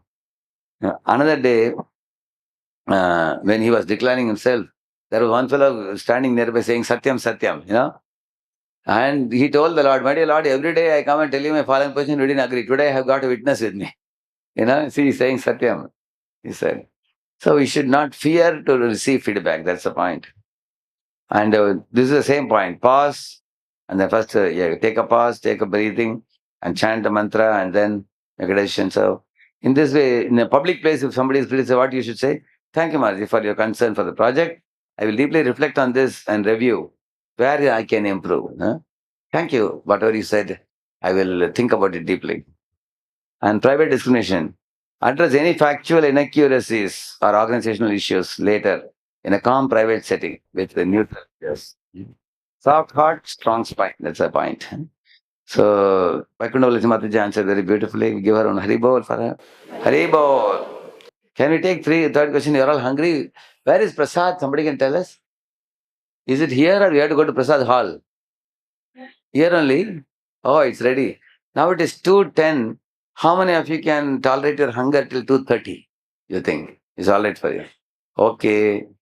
Otherwise, the men are more hungry, I think. Okay, 2:20 is all right? 2:20? Okay. Okay, quickly we'll finish. Third question, who would like to do third case study? Anybody would like to do the third one? Anisheshbu, come, take the chair. I will show your notes. I will show what you wrote. Anantashesh Prabhu. This is the one. Prabhuji, is it okay in the interest of time we just paraphrase rather than reading? Oh, yes. Okay.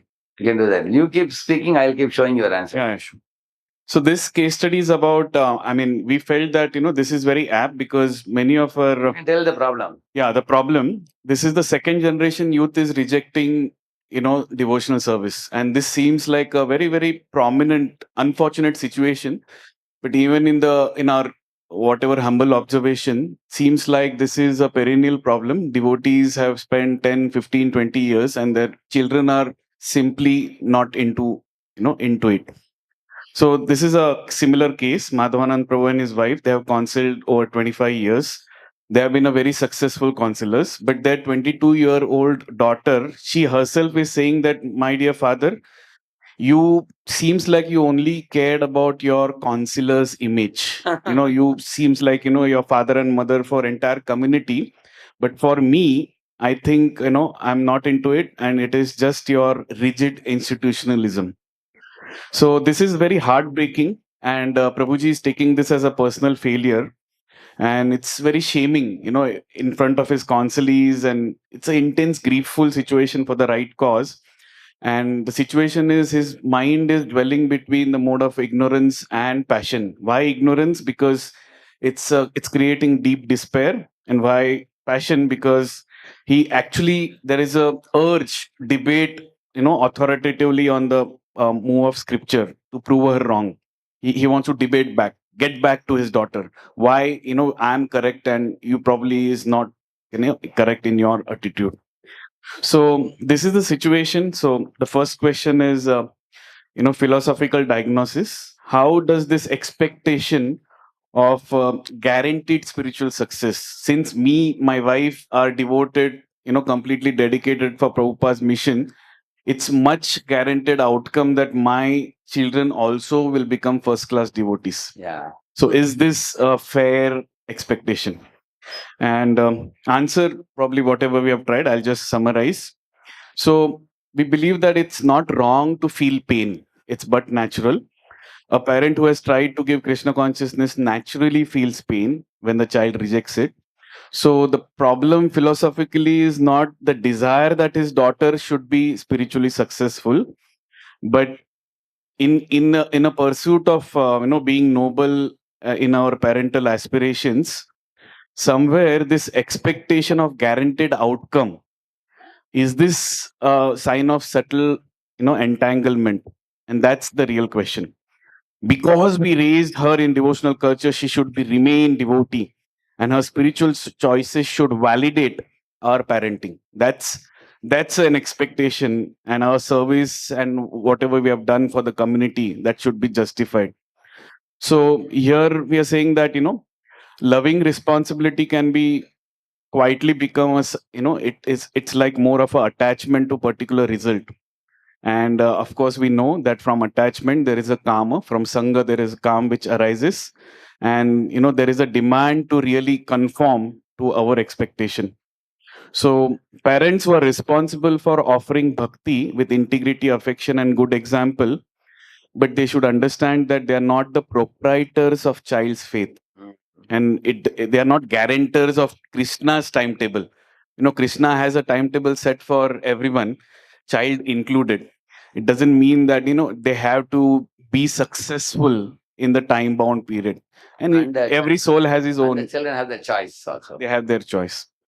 So the other part of the question was, considering this situation, how does Madhavanand Prabhu gets counseled? What is the practical way he can do it?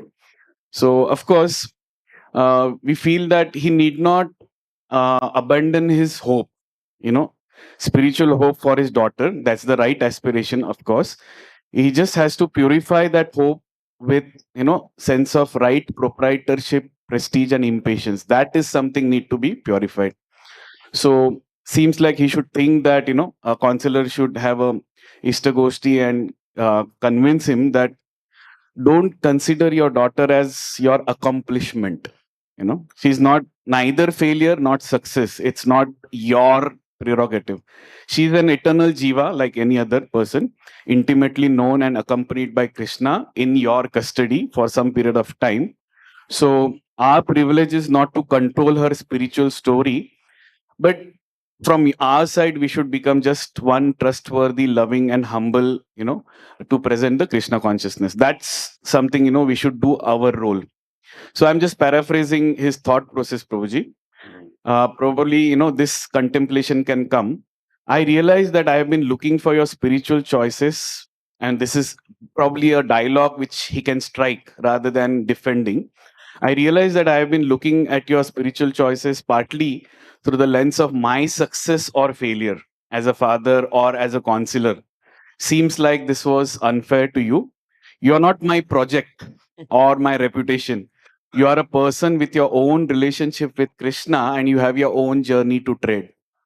So I still, of course, my desire is to have, deep value in bhakti, and naturally, being a parent, having caressed you from your childhood, naturally, I hope that it'll remain and again be meaningful in your life. That is my prayer. But at the same time, I do not want to force, debate, or try and manage. I want to understand what you experienced growing up, especially when you felt that our service or public responsibilities came before you. This is more of an introspective. Now the things, whatever wrongdoing has been done, and we have seen so many examples that, parents, they get carried away. And especially I've heard from our Guru Maharaj that, when the child is in formative years, especially 5 to 15, that is the DT, and that is the whole DT worship, unless once they get into teens, anyway, we are helpless. So sometimes in those formative years, we might make mistakes thinking that, community first and rest everything is not my priority, and we don't balance it out. So we agree to this point, and we say that I may not agree with every conclusion you have reached at this point of time, but I definitely want to hear you without immediately defending myself. So this is a positive message to the daughter. Where I failed to be emotionally present, I want to acknowledge and try to repair our relationship. Our love for you is not conditional upon your religious practice. That is the message, probably it can be given to the daughter. Thank you. Hare Krishna. Haribo. Actually, Anancheshpon Sundari Mataji have raised a son and daughter very maturely and wonderfully. And Gauranga is evidence for that. Huh?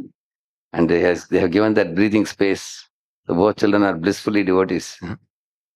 Very wonderful. Prabhuji, can I add something? Yes, Maji, sure.